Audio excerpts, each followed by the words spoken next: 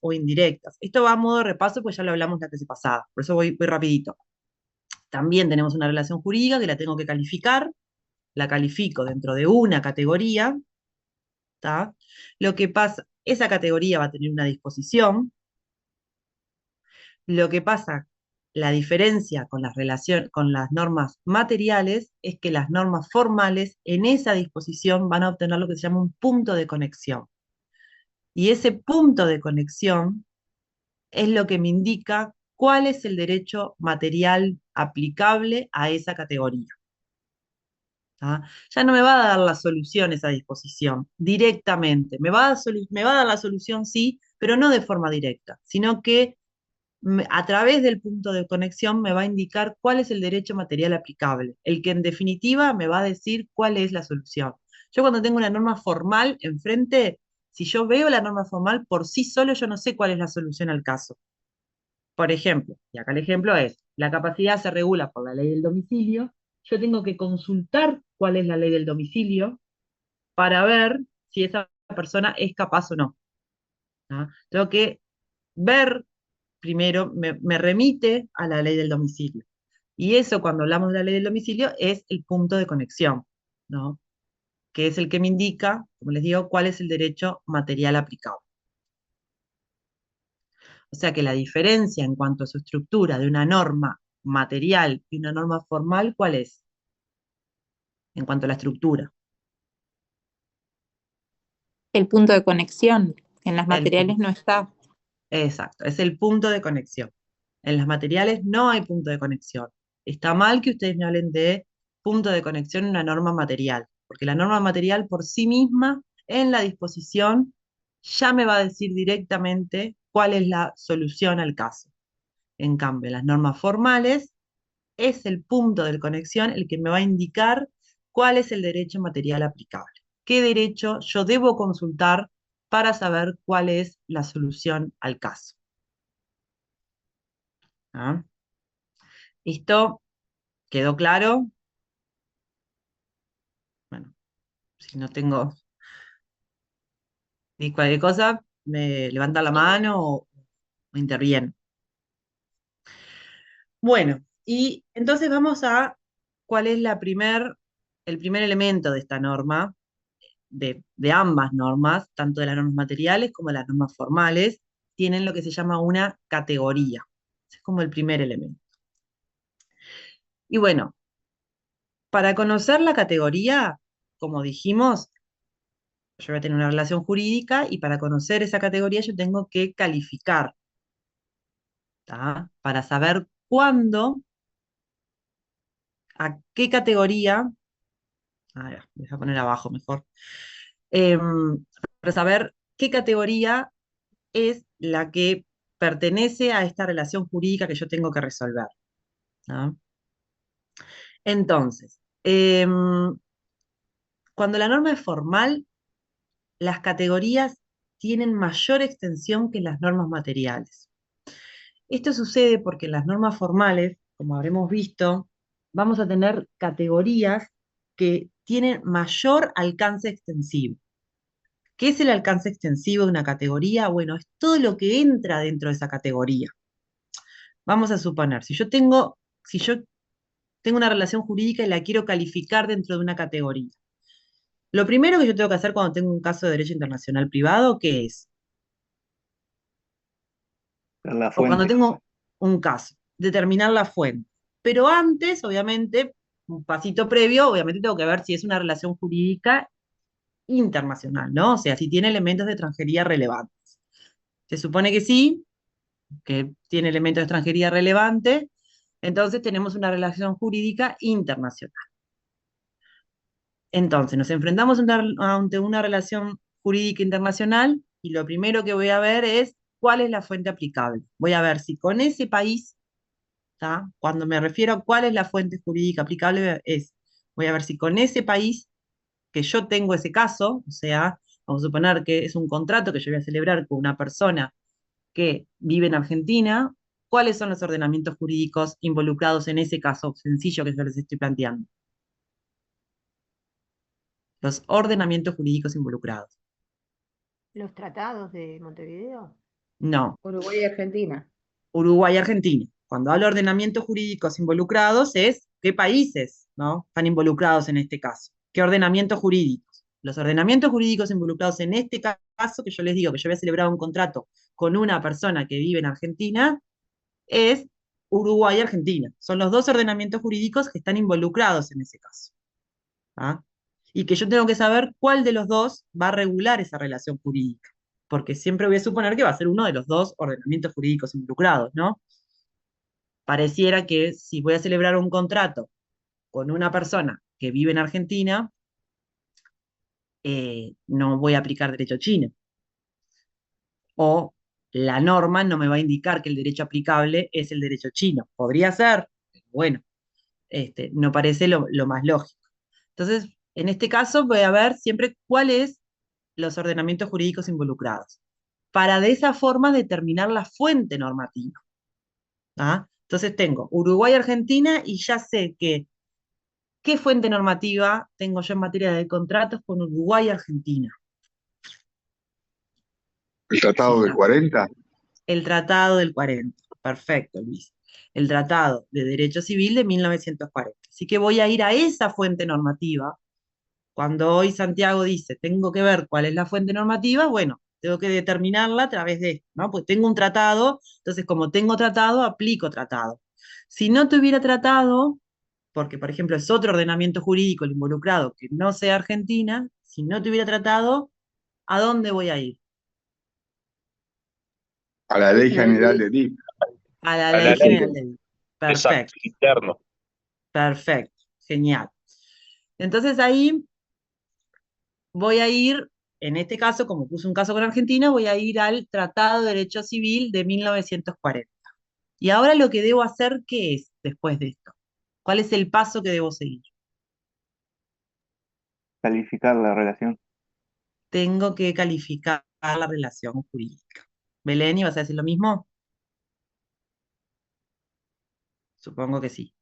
Entonces, voy a tener que ver esta relación jurídica, voy a tener que ubicar cuál es la categoría que va a regir esta relación jurídica, ¿tá? O sea, que va a regular esta relación jurídica, que es lo que me va a permitir ubicar la norma aplicable, ¿tá?, a este caso. Entonces, ¿cómo hago yo para saber, ¿tá?, cuál es la categoría? ¿Cómo hago este proceso de calificación? Bueno, en este caso lo que es necesario, lo que tengo que hacer, es ver cuál es el alcance extensivo de esta categoría. Por ejemplo, yo intuitivamente digo, bueno, voy a ir a la categoría, como yo voy a celebrar un contrato, no sé, vamos a suponer que yo quiero celebrar un contrato, pues les voy a complicar un poco el caso, con una persona que vive en Argentina, pero resulta que yo estoy casada con esta persona. En ese caso, ¿tá?, ¿dentro de qué categoría voy a calificar esta relación jurídica? ¿Cuáles Matrimonio. categorías se les ocurre que puedan estar involucradas? Porque yo, Matrimonio. matrimonio por Régimen un de lado, bienes en el régimen matrimonio de bienes en el matrimonio, y ¿y qué otra contratos. categoría? ¿Cómo? Capacidad de ejercicio. Capacidad de ejercicio, dice Stephanie. Contratos, pensaba yo, actos jurídicos. Contrato, dice Soledad. Bueno, miren el problema que tenemos, porque cada categoría de las tres que dijeron, va, de las cuatro, porque también dijeron matrimonio en un momento. Dijeron matrimonio, régimen de bienes en el matrimonio, actos jurídicos, ¿y qué otra dijeron? Y capacidad. Capacidad de ejercicio, dijeron en un momento. Las cuatro categorías nos llevan a soluciones distintas. La categoría matrimonio se regula por la ley del lugar de celebración del matrimonio. La categoría régimen de bienes en el matrimonio se regula por la ley del primer domicilio conyugal. La categoría actos jurídicos va a depender de qué acto jurídico estemos, pero se rigen por la ley del lugar del cumplimiento. Y la categoría capacidad se rige por la ley del domicilio. Miren ustedes, que todas nos llevan a soluciones distintas. Entonces, yo, ¿cómo hago para saber cuál de todas estas categorías, ¿ah?, aplica a digamos, tengo realmente que, este, cuál me va a regular esta relación jurídica. Entonces, lo que yo tengo que conocer es cuál es el alcance extensivo de cada una de estas categorías. ¿Qué es esto de conocer el alcance extensivo? A ver si alguien me lo puede explicar o si alguien lo sabe.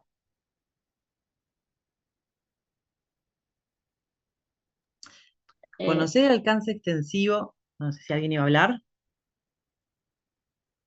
porque capaz que ustedes con sus palabras lo pueden tener más claro.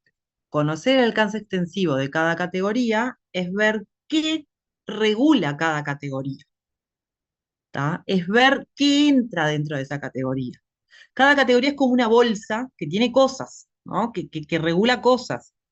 Entonces, por ejemplo, voy a tener que ver la categoría de actos jurídicos. ¿Regula, me soluciona este problema?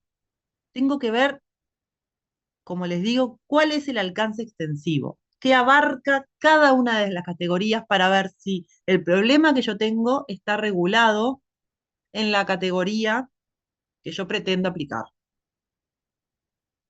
¿Esto se entiende? sí. Lo vamos a ver mejor cuando veamos calificación. Pero en realidad calificar es esto. Ángela,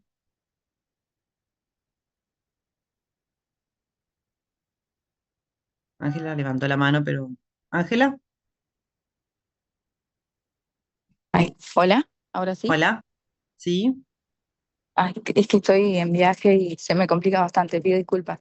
No, que iba a comentar que, claro, cuando vamos a ver el alcance extensivo, por lo que estuve viendo en el libro, siempre tenemos que estudiar si no hay otra categoría que, por ejemplo, me delimite el alcance extensivo de la primera categoría en la que creo que la puedo encuadrar, porque el alcance extensivo justamente comprende eso, ver qué situaciones abarca y que en el tema del derecho internacional privado es más difícil que, por supuesto, que en el derecho común, que son normas, que en el derecho interno, que son normas materiales, porque no existe en el derecho internacional Se privado cortó una todo. hiperregulación.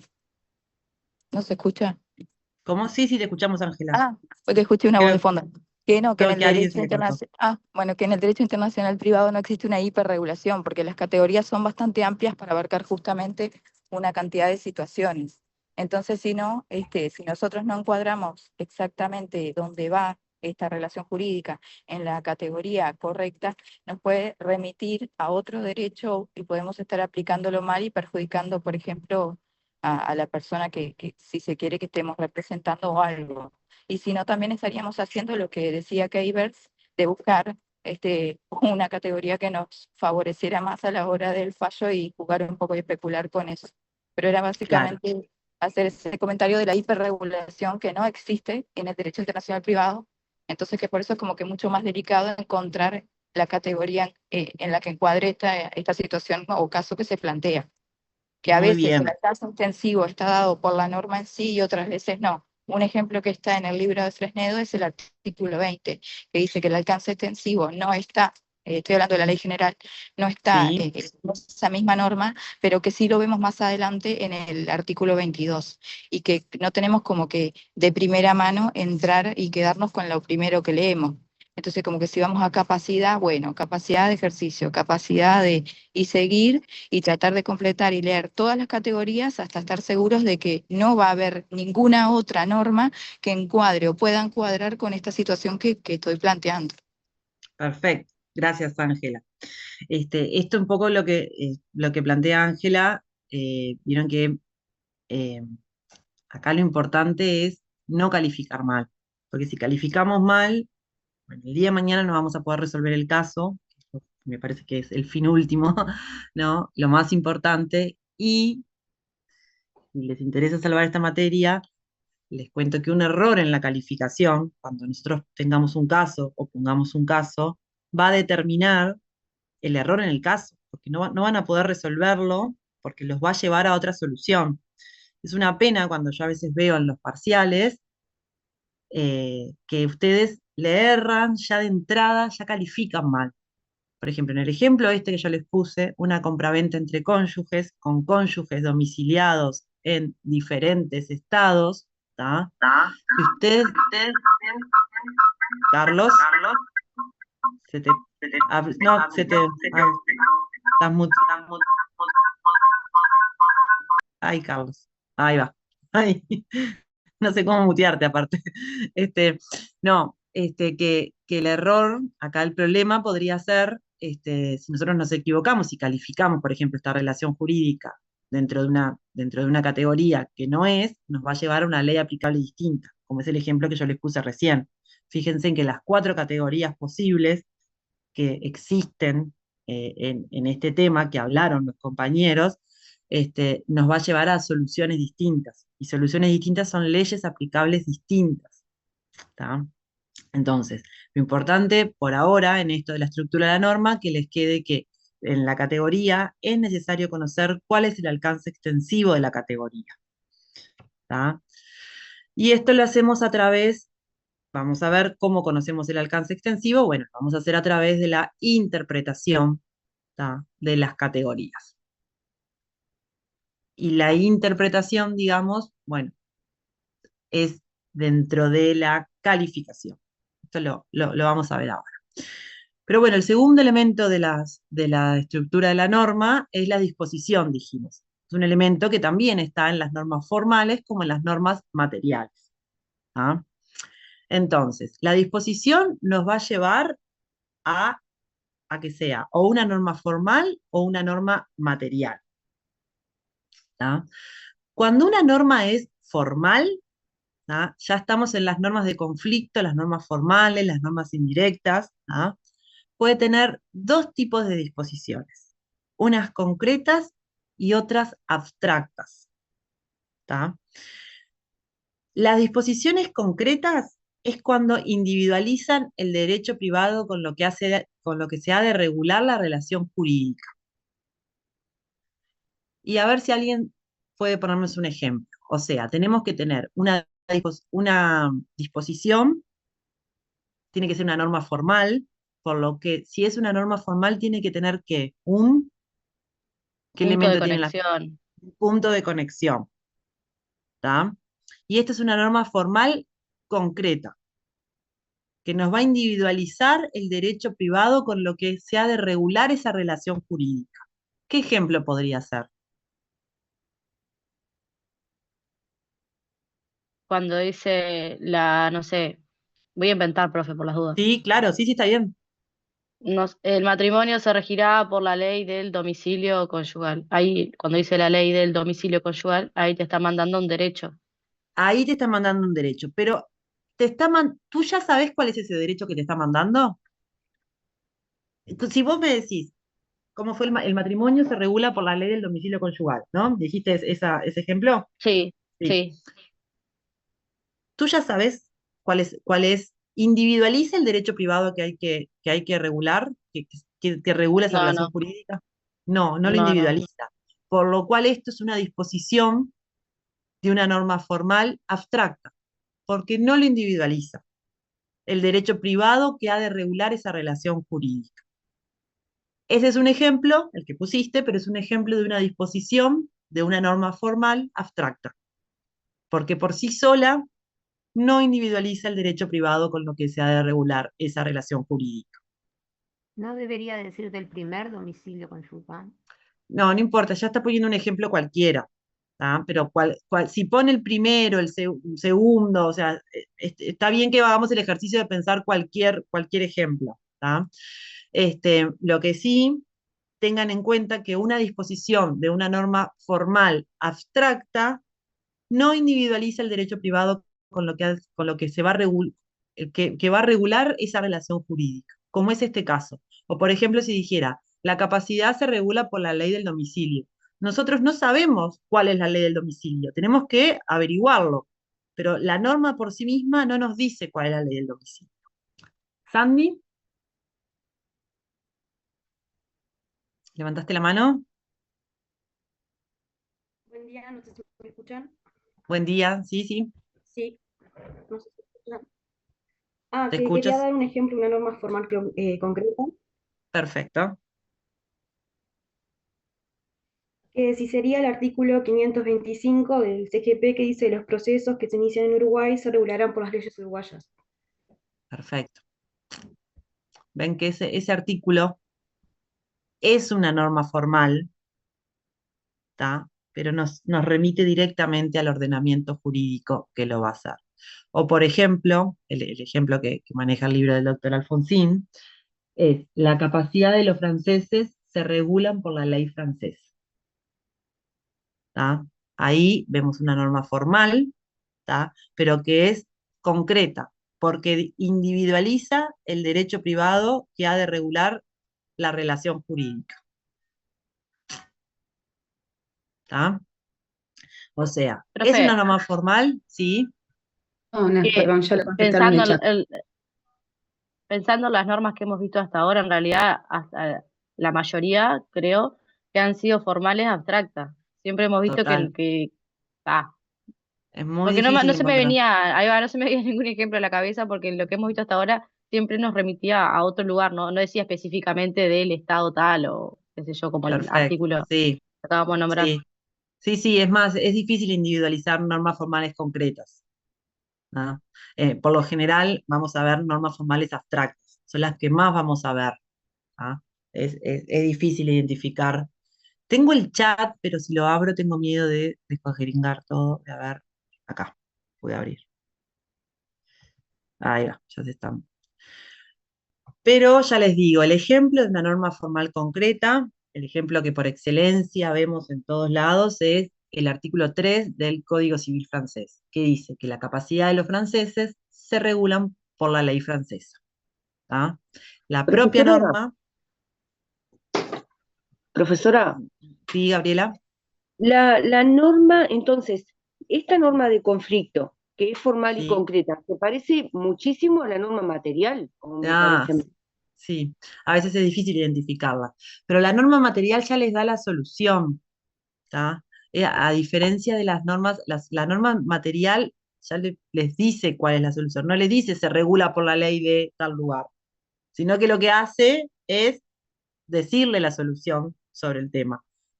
Les diría, la capacidad de los franceses se adquiere a los 18 años, y no les diría, la capacidad de los franceses se regula por la ley francesa. Ah, claro, bien, ahora sí ya lo entendí. Ya Gracias. les da la solución, porque saber que la capacidad de los franceses se regula por la ley francesa nos sigue dejando la interrogante si esta persona es capaz o no es capaz, porque tengo que consultar la ley francesa para saber si es capaz o no es capaz. A diferencia si tuviera una norma material, que ya la norma material me da la solución al caso. Lo que tengo que saber, obviamente, en cuanto a la estructura, que yo en la norma formal tengo un punto de conexión. ¿Y cuál es el punto de conexión de una norma formal concreta? Esto, se regula por la ley francesa. Yo si veo la norma, no sé cuál es la solución al caso. ¿Ah? Tengo que consultar esa ley. Me manda a consultar otra ley, que puede ser extranjera o no. ¿Ah? Cambio, la norma materia, formal abstracta, como dijo Belén, son las que por lo general ya vimos en clase, y son las que más vamos a ver, que en realidad tienen un punto de conexión que nos va a decir, la capacidad se regula por la ley del domicilio. ¿Tá? Yo no sé cuál es ese derecho al que me está remitiendo. Tengo que interpretar ese punto de conexión domicilio. Y esto nos lleva al próximo, a ver, ahí va, a la próxima PPT. ¿Qué es el punto de conexión? Como dijimos, el punto de conexión solo va a estar en las normas formales, ¿tá? Y un Pero punto es de un tercer conexión, elemento, profe, perdón. sí, Eh, es el perdón, tercer profe. elemento Ah, de una norma y solo están las normas formales, ¿tá? Y el punto de conexión es el que nos designa qué derecho privado va a regular esa relación jurídica. Nos va a decir, el punto de conexión, a qué derecho me tengo que remitir. Carlos, No, que definen la política jurídica del Estado. bueno, también podemos entender que sí. Sí, sí, claro, sí. El punto de conexión es el que nos da, como ya vimos, la solución al caso, ¿no? Nos va a remitir al ordenamiento jurídico que va a regular esa relación jurídica. Y tenemos una clasificación que es la clasificación de los puntos de conexión. ¿Tá? A ver, no se vayan a confundir esto con el tema que vamos a ver después, que es la clasificación de las normas según su punto de conexión. Eso es una cosa distinta. Y es hiper común que ustedes lo confundan.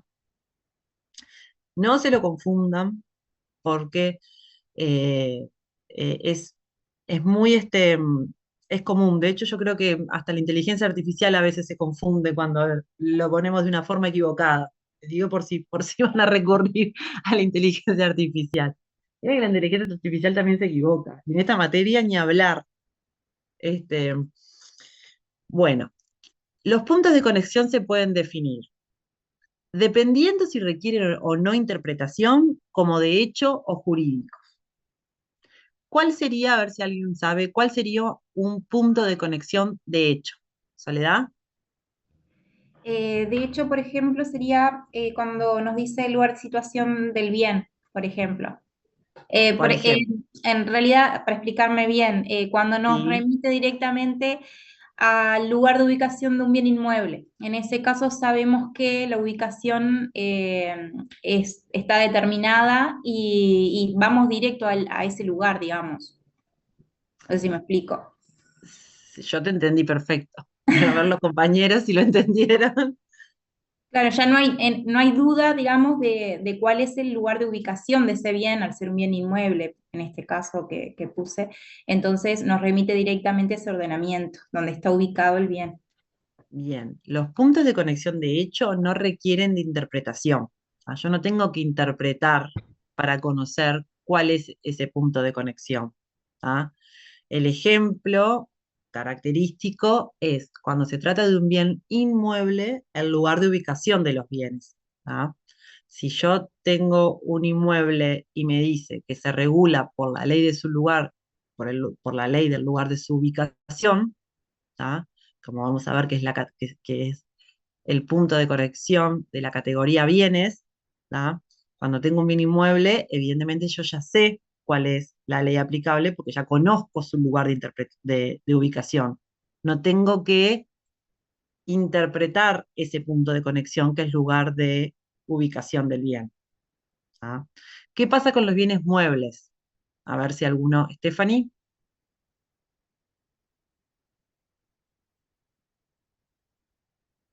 Stephanie. No, fue sin querer, profe. Ah, fue sin querer que levantaste la mano. Bien, está. ¿Qué En pasa el con los caso, bienes muebles? ¿Les creo que en parece el que, caso de los bienes muebles es variable, entonces ahí ya es distinto, digamos, el punto de conexión pero ya eso no es otra, a ver, eso hay es que otra interpretarlo. clasificación. Esa es otra clasificación, variable o fijo. No confundan variable fijo con derecho jurídico. ¿Ah? Estamos estamos viendo los puntos de conexión de hecho jurídicos. Digo porque esto pasa recontra seguido, que le preguntamos la clasificación de los puntos de conexión y a veces en esto hablan de hecho y variables, por ejemplo, o de hecho y fijos. Pero cuando hablamos de hecho, tenemos que hablar, la clasificación es de hecho o jurídico. Los de hecho no requieren interpretación, ¿tá? Pero los puntos de conexión jurídicos sí requieren interpretación. Yo acá lo que les digo es, si yo tengo un bien mueble, ¿ustedes saben dónde está ubicado ese bien mueble? ¿Requiere interpretación la ubicación de ese bien mueble o no? ¿Stephanie? Sí, requiere interpretación. Tenés que saber ¿Por dónde qué requiere está. interpretación? A ver, dame un ejemplo de un bien mueble. Y bueno, tenés que, un auto, por ejemplo. Un auto es un bien mueble. ¿Y vos sabés Es que dónde está ubicado? Tenés que... no, si te dicen que lo tiene tal persona, que vive en tal lugar, tenés que salir a buscar el domicilio de la persona, por ejemplo. Claro, pero en Aparte lo realidad puedes llevar para donde nosotros, vos quieras. O sea, después hiciste acá y en realidad no está, porque lo puedes mover justamente. porque se puede mover. Les voy a poner un bien Yo en mueble, ese, perdón, ¿sí? Yo en el caso de los puntos de conexión jurídicos, a mí me quedaba más fácil entenderlo con el tema del domicilio, porque requieren, para saberlo, la definición previa de lo que es el domicilio, la definición jurídica. Entonces ahí como que tenemos que salir a buscar el alcance extensivo del concepto de domicilio, ¿no? Para interpretar ese punto de conexión, para saber qué se entiende por domicilio, para después poder eh, aplicarlo, digamos. Bien, el punto de conexión domicilio es por excelencia un punto de conexión jurídico. Nosotros no podemos decir que es un punto de conexión de hecho, porque nosotros no sabemos dónde está domiciliada esa persona. Para saber dónde está domiciliada esa persona tenemos que ver qué se entiende por domicilio, ¿tá? Y qué ley nos va a decir cuál es el domicilio, ¿tá? Em, Ahora, con respecto a los bienes muebles, ¿tá? Eh, y basándonos en esta categoría y no en la que sigue, que si es fijo o variable, porque hasta ahora vienen ustedes me dicen, no, porque el auto yo no sé dónde puede estar situado porque se mueve. Ahí ya estamos en la otra clasificación, ¿tá? En fijos y variables, ¿tá? Pero yo estoy en la, em, digamos, en la clasificación de hechos o jurídicos. Y un punto de conexión de hecho, yo no requiero interpretación. Y el ejemplo que podemos ver en cuanto a la ubicación de un bien es, por ejemplo, yo tengo un derecho de crédito. Es un bien mueble, no podemos decir que no. Un derecho de crédito es un bien mueble. Ahora, ¿yo sé dónde está situado o requiere interpretación? Ángela, ya te doy a vos la palabra. Requiere interpretación. Requiere interpretación.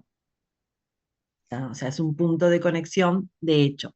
Por eso decimos que el punto de interpretación perdón, es un punto de interpretación jurídico. Por eso decimos que los puntos de interpretación de hecho es cuando hablamos de la ley del lugar de situación de los bienes respecto de los bienes inmuebles y no de respecto de los bienes muebles. Pero no tiene que ver con que pueda variar su realización con el tiempo, porque eso tiene que ver con la otra categoría que vamos a ver ahora, que son fijos o variables. Tiene que ver con la interpretación, si yo debo interpretar o no un punto de conexión jurídico. Si yo les digo, los contratos se regulan por la ley del lugar de su cumplimiento, que es un punto de conexión que vamos a ver, ley del lugar del cumplimiento. ¿Es un punto de conexión de hecho o jurídico para ustedes? De hecho, Jurídico, Jurídico. Belén, ¿por qué decís que es jurídico. de hecho? ¿Cuál es el lugar de cumplimiento de un contrato? el que está establecido en el contrato. ¿Qué Ah, entendés? ¿Qué entendés por lugar de claro, cumplimiento? sí, no, donde se tiene que hacer efectiva la obligación, si ¿Y dónde se tiene que hacer efectiva la obligación en un contrato? en el lugar que está puesto en el contrato. ¿Y si no dice nada el contrato? O no, o dice, no entiendo qué decís efectiva la obligación. Hay varias obligaciones en los contratos. Hay una obligación de Yo pago, pensando de la repente obligación, claro, o sea, pensando la obligación de pago, ponele. No sé, porque de lo que se pago, me pero viene, bueno, cuando hay una obligación de pago hay una contraprestación, pues yo no te pago por pagar, sino que te pago por algo. sí. Luis, creo que tenés el micrófono prendido. Soledad, No, más bien es una duda a ver si puede ser o no, porque en el caso de cumplimiento del contrato puede ser que pueda ser de hecho o jurídica, por ejemplo, en el caso de cumplimiento de un contrato de construcción de un edificio. Ya sabemos dónde va a ser porque, digamos, se tiene que cumplir en ese lugar específico y ya se sabe de antemano. bueno, esto Que es es un error una duda en realidad, si ahí ya lo claro, sabemos. esto es un error común que a veces también está en pensar que la ley del lugar de cumplimiento es donde se cumple y pensar que donde se cumple es donde se va a hacer una prestación. No, Mm. no tiene por qué ser eso el lugar de cumplimiento de un contrato. No Bien, es una pensemos, duda que me quedaba. No. acá tenemos que ver, lugar de cumplimiento es un punto de conexión jurídico, porque nos va a requerir una interpretación. De hecho, si nosotros vamos a la categoría actos jurídicos, que se regula por la ley del lugar de cumplimiento, vamos a ver que tanto en el Tratado del 89, como en el Tratado del 40, como en nuestro DIP de Fuente Nacional, en la 19920, la propia norma interpreta este punto de conexión, nos da una interpretación de qué se entiende en cada contrato la ley del lugar de cumplimiento. Y no puedo yo pensar que la ley del lugar de cumplimiento yo se lo puedo variar de acuerdo a lo que yo le ponga en el contrato. No es el lugar de pago en ninguna de las categorías que vamos a, en ninguna clasificación de contrato. Vamos a ver que es el lugar donde la norma dice el lugar de cumplimiento. ¿Ah? Este lugar de cumplimiento, nosotros para entender esta materia un poco a veces hay que despojarnos de algunas cosas que traemos del derecho interno. ¿Ah? Lugar de cumplimiento es un punto de conexión que requiere de interpretación. Entonces, lo que no podemos decir, lo que estaría mal el día de mañana, me estoy adelantando porque todavía no vimos actos jurídicos y nos falta bastante para ver actos jurídicos. Si tenemos un acto jurídico que se regula por la ley de lugar de cumplimiento, nosotros decir, este contrato se cumple en Uruguay porque se va a pagar en Uruguay. No, requiere interpretación, requiere la interpretación de nosotros saber qué significa el lugar de cumplimiento. Y tenemos que ver si la norma nos interpreta, como justo es en este caso de actos jurídicos, la propia norma nos va a interpretar este punto de conexión y nos va a decir en cada contrato qué se entiende por la ley del lugar de su cumplimiento. ¿Ah? ¿Esto quedó claro? Es más difícil de lo que parece. Sí, ¿Ah? pero yo en mi cabeza asocié que la obligación, o sea, me remitía al pago únicamente, aunque está, si bien hay otra contraprestación en el contrato de una compraventa, por ejemplo, está. O sea, pensaba en eso, tipo, no sé, un contrato, lo primero que dice es donde lugar Está y fecha, perfecto, o sea, lo que está se me vino una perfecto, Belén. compraventa nuestra. Entonces, claro, Está perfecto, Belén, y es lo que esperamos que suceda. Está bien este ejercicio, porque hoy es esto lo que nosotros esperamos, que ustedes lo interpreten así, porque hasta ahora se vio así. ¿Tá? Pero bueno, no, acá cuando tenemos un punto de conexión, tenemos que ver si ese punto de conexión requiere o no requiere interpretación. De hecho, les cuento, en los exámenes orales muchas veces recurrimos a esta clasificación para que el estudiante de repente nos pueda responder, sobre todo contratos, porque el error muy común es que cuando ven contrato nos dicen, sí, los actos jurídicos se regulan por la ley del lugar de su cumplimiento. Tengo una compraventa, el lugar de cumplimiento, ¿y usted conoce la ley del lugar de cumplimiento de una compraventa? Sí, sí, la conozco. Y ahí, desde ya les spoileo que la profesora le pregunta, el punto de conexión lugar de cumplimiento, ¿qué tipo de punto de conexión es? En la clasificación que vimos sobre los puntos de conexión. Esto es para que ustedes puedan razonar que es un punto de conexión jurídico y que requiere de una interpretación. Y que si requiere una interpretación, tengo que ver cómo hago esa interpretación. En el caso, como ya les digo, de los actos jurídicos, esa interpretación la voy a hacer de acuerdo a cómo me lo marque la norma. Los propios tratados y la ley general interpretan este punto de conexión y nos solucionan la vida. Esto, por ejemplo, no sucede en Argentina. Las normas argentinas no interpretan el punto de conexión, lugar de cumplimiento, lo cual a veces les da muchos problemas a los argentinos, cómo interpretan, ¿no? En el Tratado del 40 sí, en el Tratado del 89 también, pero no en el tratado este, pero no en el DIP de Fuente Nacional Argentina. Nosotros, por suerte, lo tenemos interpretado, pero eso no significa que no sea un punto de conexión jurídico. ¿Ah? Bueno, otra clasificación, tenemos los puntos fijos y variables, ¿tá? Que acá sí dependen si su realización en el tiempo, ya te di la palabra, Carlos, si su realización en el tiempo, si su realización puede variar o no con el tiempo. ¿Tá? Un punto de conexión fijo, quiero que me digan a ver cuál sería, y un punto de conexión variable también. Primero le da la palabra a Carlos y después a Santiago. No, quería decir que el punto de conexión, la propia ley establece la fijeza del punto de conexión y puede ser el lugar la ley del lugar de la celebración. Bien, lo que pasa que ahí tenemos que ver, bueno, primero tenemos que ver qué es un punto de conexión fijo, ¿no? Santiago, Y era básicamente eso, o sea, un punto de conexión fijo es que no varía en el tiempo. Por ejemplo, el lugar de situación de un bien inmueble. No varía el lugar de ubicación del inmueble a lo largo del tiempo. Y uno perfecto. de un punto de conexión variable varía en el tiempo, que podría ser, sí, como dice Carlos, el lugar de cumplimiento de las obligaciones que puede variar a lo largo del tiempo ese lugar. Bueno, ahí tenemos que ver, sí, pero por ejemplo, el ejemplo más destacado, O también el de la característico, capacidad, por ejemplo. capacidad no es un punto de conexión. No, pero hay un ejemplo cuando habla por ejemplo, que le da la fijeza por los derechos adquiridos cuando se regula por la capacidad del domicilio y este sujeto cambia de Ah, ¿y domicilio. cuál es el punto de conexión ahí? Y bueno, ahí, por ejemplo, se determina por el tema de los derechos adquiridos, o sea, por más Pero que cambie de domicilio, cuando tengo la categoría capacidad, ¿cuál es el punto de conexión? Porque capacidad es una categoría, y acá estamos viendo los puntos de conexión. jurídico, No. ¿Cuál es el punto de conexión? La capacidad, ¿por qué ley se regula? Ya lo hablamos muchas veces, por la del domicilio. por la ley del domicilio. Y en este caso, ¿cuál es el punto de conexión en esta norma? Domicilio. Domicilio.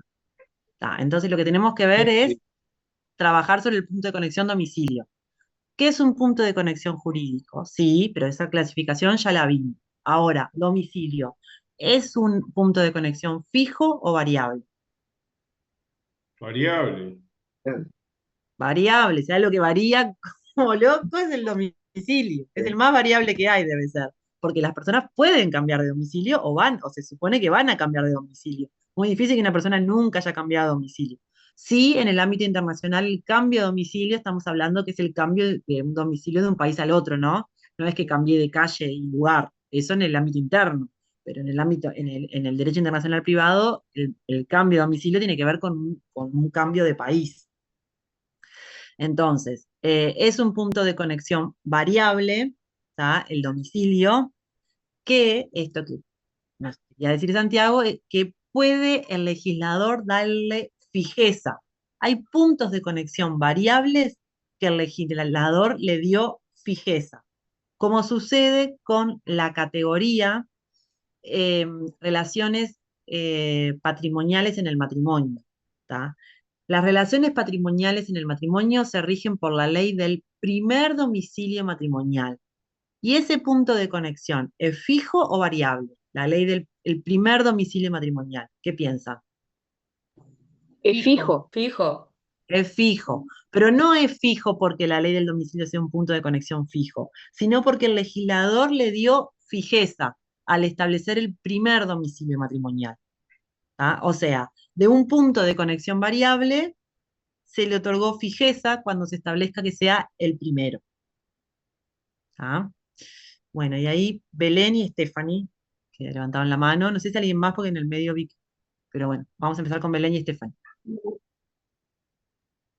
Yo una pregunta nomás, así que si Stephanie quiere participar, me aguanto a que ella participe. No, Belén, estabas vos primero. Ah, bueno. No, era una pregunta, profe, porque ahora escuchando todo, capaz que me dé un poco la confusión. Entonces, capaz que está mal, profe, pero un punto de conexión puede ser jurídico y variable al mismo tiempo. Exacto, pues son definiciones distintas, son clasificaciones distintas. Cuando hablamos de Ah, jurídico es si requiere o no interpretación. Cuando hablamos de variable depende de si varía o no en el tiempo. está por eso, porque ahora lo del ¿Tá? domicilio lo había puesto como jurídico y ahora dijimos que es variable, entonces dije, entonces puede El ser un domicilio punto de es un punto conexión. de conexión jurídico y es un punto de conexión variable. Y es personal Ahora, Ahí también, va. profe, ¿no? En la bueno, última. ahí va. Después vamos a ver, ahí va, en la clasificación de Goldsmith, y ahí ya vamos a ver si es personal, conductista o real. Pero en estas dos que vimos recién, podemos decir que el domicilio es un punto de conexión jurídico y es un punto de conexión variable. Ahora, ¿el primer domicilio matrimonial es un punto de conexión jurídico o de hecho? El primer domicilio matrimonial, que es lo que regula las relaciones patrimoniales entre los cónyuges. ¿Qué Jurídico. piensas? Jurídico. Jurídico. Es un punto de conexión jurídico, porque yo necesito interpretarlo. Yo no sé cuál fue el primer domicilio matrimonial de esa persona. Y es un punto de conexión fijo o variable, el primer domicilio matrimonial. Fijo. Fijo. Fijo, porque el legislador le dio fijeza a un punto de conexión que per se es variable, como es el domicilio. ¿Tá? Entonces vemos que no todos los puntos de conexión jurídicos son variables, porque son clasificaciones distintas. Esto no es nada más ni nada menos que una clasificación. ¿Para qué? ¿Para qué los ayuda en esto? Bueno, los ayuda porque cuando yo ya sé que tengo un punto de conexión jurídico, ya sé que necesito interpretarlo. ¿Ah? Vamos a suponer, nosotros tenemos un caso, lo tenemos que resolver. Vamos a suponer, ya estamos terminando el curso y les ponemos un caso de, no sé, no le voy a poner de capacidad que es muy sencillo, pero mm, sí, un punto,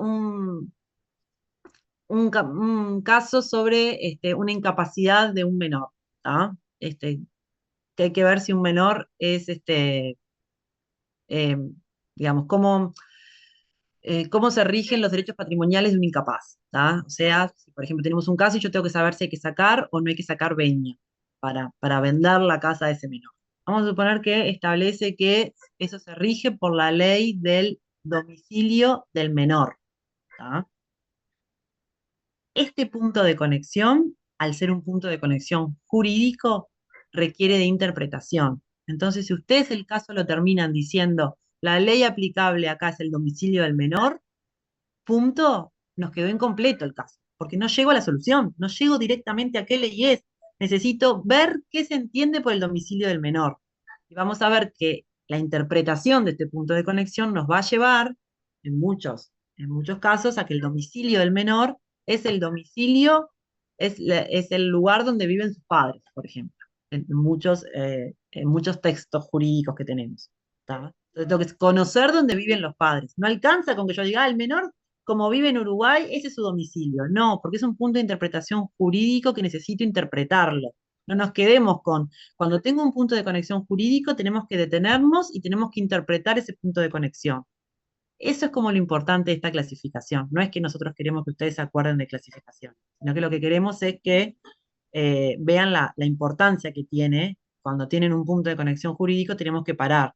Diferente que tengamos un caso y que lo tengamos que resolver, que sea un bien inmueble y que lo tengamos que resolver por la ley del lugar de su ubicación, porque es clarísimo dónde está ubicado un bien inmueble. No tenemos que interpretar eso. Si estamos hablando de un bien inmueble situado en Montevideo, sabemos que la ley aplicable para ese bien es la ley uruguaya, porque no hay dudas dónde está situado ese inmueble. ¿Ah? No tengo que interpretar nada. No va a poder venirles nadie a decir, no, no, pero el inmueble en realidad no está interpretado, no está ubicado en Uruguay. Porque la compraventa, como se hizo no sé, en Chile, vamos a entender que ese bien está ubicado en Chile. No. La ley aplicable es la ley de ubicación. Y el bien está ubicado, al ser un inmueble, en tal lugar. No hay duda. ¿Ah? Stephanie.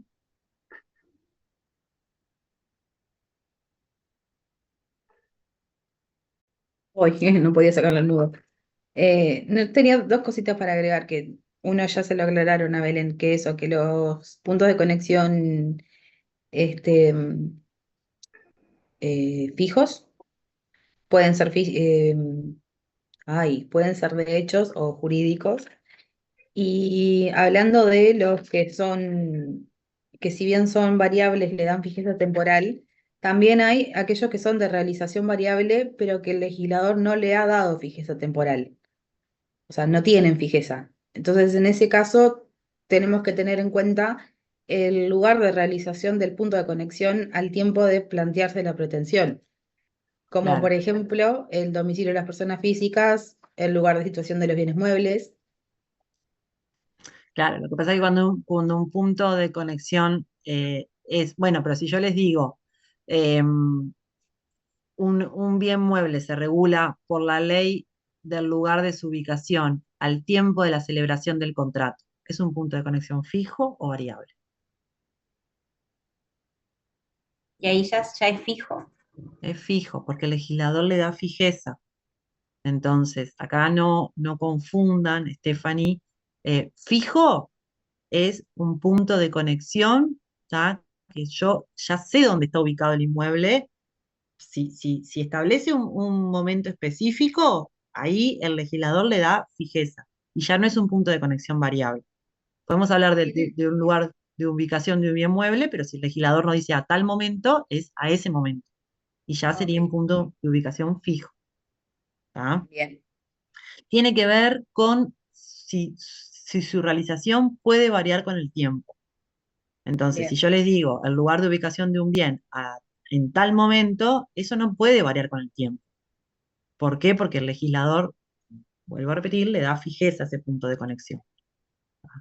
No deja de ser un punto de conexión variable, la ley del lugar de ubicación de los bienes muebles, porque se puede, depende con el tiempo, pero sí, al darle fijeza, no podemos decir que se convierte en un fijo, sino más bien que adquiere fijeza ese punto de conexión.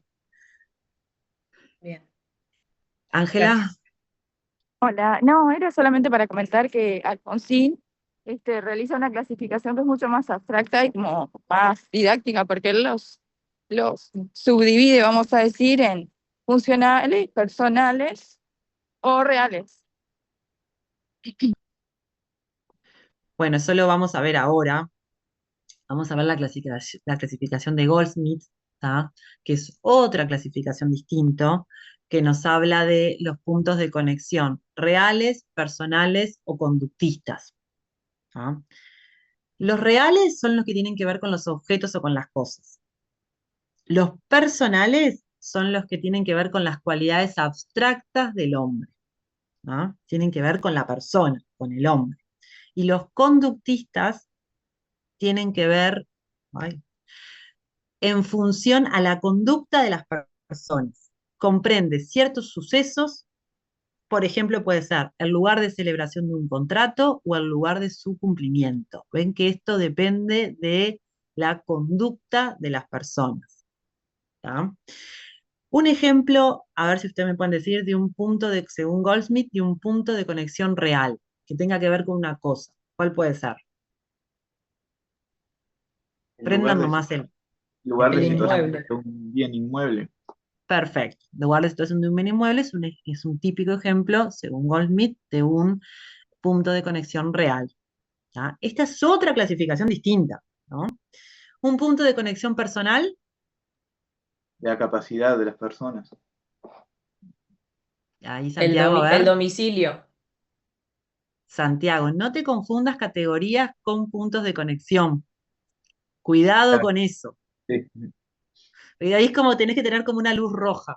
Aparte, saben, cuando uno se confunde con una cosa, se la confunde muchas veces, porque solemos como tener, a mí me pasa, bueno, a todos nos pasa, ¿no? Viene una cosa, volvemos como el tema. Una cosa, cuando hablamos de la capacidad hablamos de categoría. Acá estamos clasificando puntos de conexión.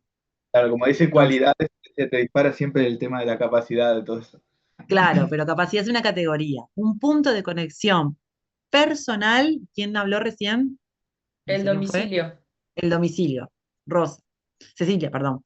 Cecilia, está bien, el domicilio es un punto de conexión personal. ¿Tá? Y conductista, un punto bueno, ya les puse ahí un ejemplo, pero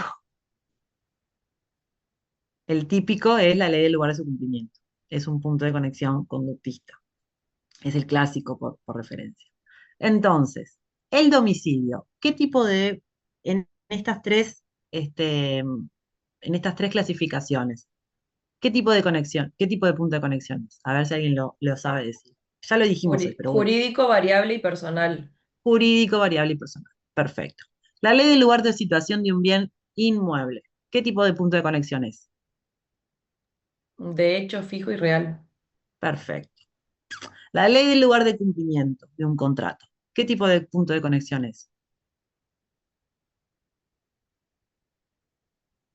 Ahí. Cecilia. Jurídico, variable y conductista. Perfecto. ¿La ley del lugar de su cumplimiento es variable o no?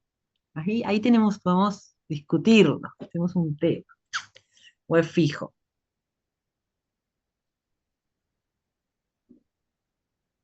Sí, que sería, me parece más fijo, sí. Es fijo, sí. En realidad puede variar en el tiempo Puede variar en el el tiempo lo lugar que de pasa. cumplimiento. Sí. Claro, lo que pasa es que al ser un punto de conexión tan jurídico, tenemos que ver de qué estamos hablando cuando estamos hablando de ley del lugar de cumplimiento, ¿no? Pero yo me inclino que es un punto de conexión fijo. La ley del lugar de celebración de un contrato, ¿es un punto de conexión jurídico o de hecho? De hecho, De hecho. Muy bien. ¿Están todos convencidos que es de hecho? Muy bien dije, pero estoy haciendo una trampita. ¿Cómo dio el De- ejemplo? ¿Puede repetirlo? El lugar de celebración de un contrato. Es un punto de conexión de hecho jurídico. Jurídico. Jurídico. Y ahí Estefan y Belén están en dos puntas. Los demás, ¿qué piensan? ¿El lugar de celebración o el lugar de Sí, cumplimiento? de celebración. Les cambié de El ejemplo. lugar de celebración es de hecho. De hecho. A ver, Agustina, vamos a suponer que tú estás en... Ay, Carmen levantó la mano. Pero te voy a poner un ejemplo. No sabía que estabas, Carmen, perdón. Vamos a suponer Creo que que sabe. tú... Creo que tiene la respuesta correcta. Yo creo que también. Pero, Opinen, Agustina, opinen, opinen. vamos a suponer que tú y yo, vos estás en Buenos Aires y... no, vamos a suponer otra cosa. Vamos a suponer que yo compro un producto en Temu. ¿Tá? Estoy celebrando un contrato cuando estoy comprando un producto, estamos todos de acuerdo, ¿no? Cuando yo aprieto el clic en Temu, estoy celebrando un contrato. Entonces, en ese caso, ¿cuál es el lugar de celebración de ese contrato? Entre Temu y yo. y ¿Vamos depende de lo que celebrando diga un el contrato? contrato. ¿Cómo? Que depende de lo que diga el contrato, aunque ya sé que está mal, profe, porque ya me lo dijiste, pero tal, lo que se me ocurre es que diga algo en todo lo que, en todo el Pero no documento tiene ese que ver cuando con uno eso, porque lea. un punto de conexión, yo tengo que ver si requiere o no interpretación. En ese caso, ¿requiere interpretación el lugar de celebración o no? Claro, Y yo iba a decir sí, como y un sí. ejemplo igual, pero si yo estoy acá en Uruguay y tengo a alguien en Argentina y hoy por hoy que se pueden firmar contratos electrónicamente estando en lugares distintos, ¿cuál sería el lugar? Porque estamos con ordenamientos distintos. Cada uno lo firma en su país, pero electrónicamente, ¿no? ¿Se podría Entonces, hacer un ejemplo igual o no? claro que sí, sí, es un contrato a distancia. Entonces, ¿requiere o no requiere interpretación ese Y punto de conexión, lugar de cumplimiento, lugar de celebración? Y sí, yo creo que Bueno, sí. vamos a dejar a la profesora, mejor que es la que sabe. Hola, buen día, ¿qué tal? Buen día. Hace un ratito que estoy siguiendo la clase, re interesante. Y no, yo lo que quería decir es que, ojo con esto, o sea, la clasificación es importante por lo que decía la profesora Portela hace un ratito, ¿no? O sea, por ejemplo, cuando tenemos esos puntos de conexión que ya sabemos que son jurídicos, como el domicilio, o el lugar de cumplimiento, por ejemplo, ya sabemos que vamos a tener que abocarnos a la tarea de definir qué se entiende por lugar de domicilio o qué es el lugar de cumplimiento. Esos ya son puntos de conexión que ya cuando nos encontramos con esos puntos de conexión ya sabemos que los vamos a tener que definir, que no, que por decir es aplicable la ley del lugar del domicilio no tenemos ya resuelto la ley aplicable, o sea, es el derecho de, no sé, de España, porque ese punto de conexión siempre requiere una interpretación, una definición. Pero hay algunos puntos de conexión que son medio tramposos, porque depende la situación. Por ejemplo, el lugar de situación de un bien. Si es un bien inmueble, como ustedes estuvieron viendo hasta hace un momentito, es un lugar, es un punto de conexión que es de hecho, porque yo sé dónde está situado un bien inmueble. No me hace falta buscar ninguna definición de nada. Ahora, si yo estoy pensando en el lugar de situación de un bien mueble, ustedes van a ver cuando veamos bienes que, por ejemplo, si se trata de determinar el lugar de situación de un barco, de un buque que está en aguas no jurisdiccionales, ¿sí? ¿Dónde está? ¿Cuál es el lugar de situación de un buque que está en aguas no jurisdiccionales? Porque si el buque está en aguas uruguayas, está claro que también, que es Uruguay el lugar de situación. O si está en aguas jurisdiccionales brasileñas, está claro que el lugar de situación es Brasil. Pero ¿y si está en aguas no jurisdiccionales? ¿Cuál es el lugar de situación? Entonces, ahí ese punto de conexión, que en determinadas hipótesis de hecho, también puede ser jurídico según el caso. Y en el caso del lugar de celebración, es otro ejemplo, ¿no? Uno, para los contratos entre presentes tiene, o sea, incluso en los contratos entre presentes, ¿no?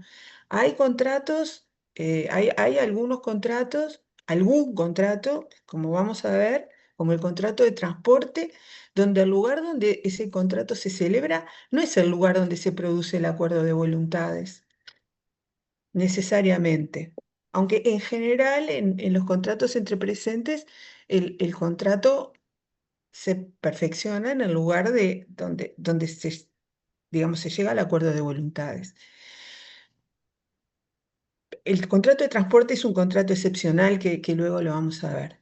Pero en estos ejemplos que ustedes mismos estuvieron poniendo, estos contratos que son entre ausentes, los contratos como ponían el ejemplo, ¿no? O sea, estos contratos, las formas de contratación actuales en las cuales no, digamos, la actuación de las partes no es simultánea. ¿Cuál es el lugar de celebración? Uno ahí se lo tiene que preguntar, ¿no?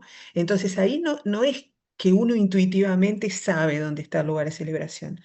Hay que buscar, hay que interpretar cuál es ese lugar, ¿no? Entonces, lo que yo les quería decir era esto simplemente, que hay puntos de conexión que no son tan categóricamente ubicables en una clasificación o en otra, ¿no? Que depende, ¿no? Como el lugar de situación, como del lugar de celebración, son puntos de conexión que hay que estar atento a las circunstancias, ¿no? Incluso a qué categoría están asociados, ¿no? Entonces, y lo otro que quería decir es que desde mi punto de vista, por ejemplo, en los tratados de Montevideo, el lugar de cumplimiento es un punto de conexión fijo para mí, porque el legislador en general ahí hizo una fijación temporal, ¿no? De dónde se cumple un contrato. Así que bueno, era eso lo que quería decir. No sé, capaz que los entreveré más, pero así como, perdón, una cosita más. El domicilio, por ejemplo, es un punto de conexión que es variable. Es variable siempre, salvo que el legislador, o sea, el punto de conexión per se es variable. Por eso el legislador a veces, por las necesidades mismas de la categoría, tiene que fijarlo temporalmente o resolver de alguna otra manera los problemas que esa variabilidad plantea. Siempre es jurídico el punto de conexión domicilio. Siempre, siempre. O sea, este sí es un punto de conexión de esos que no hay duda, que es jurídico y variable, ¿no? Pero varios de los otros hay que estar ahí un poquito a las circunstancias y a la categoría a la que está asociado el punto de conexión, ¿no? Nada más, no interrumpo más. No, por favor, Carmen, por favor. Bueno, Ángela. Sí, buenos días. También a Carmen que se acaba de conectar. No, en realidad me surge una duda hoy cuando estaban hablando de los contratos y demás. ¿Cómo sería con el tema de las mercaderías? Por ejemplo, si es un bien mueble, porque me surgió hoy cuando tú preguntaste sobre los bienes muebles. Cuando es un bien mueble y a la vez está, no sé, arriba de un buque como uno de los ejemplos que marcó la profesora. ¿Qué ocurre ahí? Si es, por ejemplo, a Claro. través de un contrato que tiene que viajar por todo el mundo y, no sé, el buque se rompe, vamos a suponer. Bueno, Bueno, pero O cosas perdón, así. perdón, vuelvo Porque es a mueble y se le interrumpir. damos. Sí. Ahí podemos estar ante, o sea, depende para qué estamos, a ver, el tema de la mercadería depende en relación con qué es lo que tenemos que resolver de la mercadería. Porque en realidad, si de lo que se trata es de celebrar un contrato, que recae sobre mercaderías que evidentemente son bienes muebles, vamos a ver cómo, por ejemplo, pongo el ejemplo de los tratados de Montevideo, la ley general también, ¿no? Pero determina el lugar de cumplimiento fijando temporalmente el lugar de situación de esos bienes, ¿no? O sea, el lugar de cumplimiento de ese contrato es un contrato, es un lugar que se fija temporalmente. El lugar de cumplimiento es donde están las mercaderías al tiempo de la celebración del contrato. Y no importa si después se mueven o no. ¿Ah? Ahora, si yo por algún motivo tengo que determinar, por ejemplo, el viejo y querido caso que nos ponían a nosotros en facultad en una sucesión donde teníamos, donde venía un cuadro que era de propiedad del causante y venía en un barco, este, que estaba en aguas no jurisdiccionales, justo cuando se moría el causante, porque venía para una exposición, pónganle ustedes. Ese era un viejo y querido caso que nos ponían a nosotros en facultad cuando yo era estudiante, ¿no? La sucesión se rige por la ley del lugar de situación de los bienes al tiempo del fallecimiento del causante. Al tiempo del fallecimiento del causante, ese cuadro que forma parte del patrimonio del causante venía en un barco, ¿sí? Transitando desde, no sé, desde Rotterdam hasta el Uruguay. ¿Dónde está situada esa mercadería? Ahí el problema es que tengo yo que ubicar dónde está ese bien en ese momento. Entonces, ahí el problema es que en ese caso yo tengo que interpretar el lugar de situación de ese bien, ¿sí? En ese momento, porque es un bien que está en tránsito, y está en aguas no jurisdiccionales encima, que, o sea, está en un mar que no pertenece al territorio de ningún estado. Entonces ahí el problema no está asociado a un contrato, ahí el problema está asociado al bien. Yo tengo que resolver dónde está situado el bien. Ahí el tema, o sea, el lugar de situación es un punto de conexión variable porque se trata de un bien mueble que se puede trasladar y es un punto de conexión jurídico porque yo tengo que determinar dónde está situado ese bien. ¿Sí? No sé, Ángela, si di respuesta a la pregunta.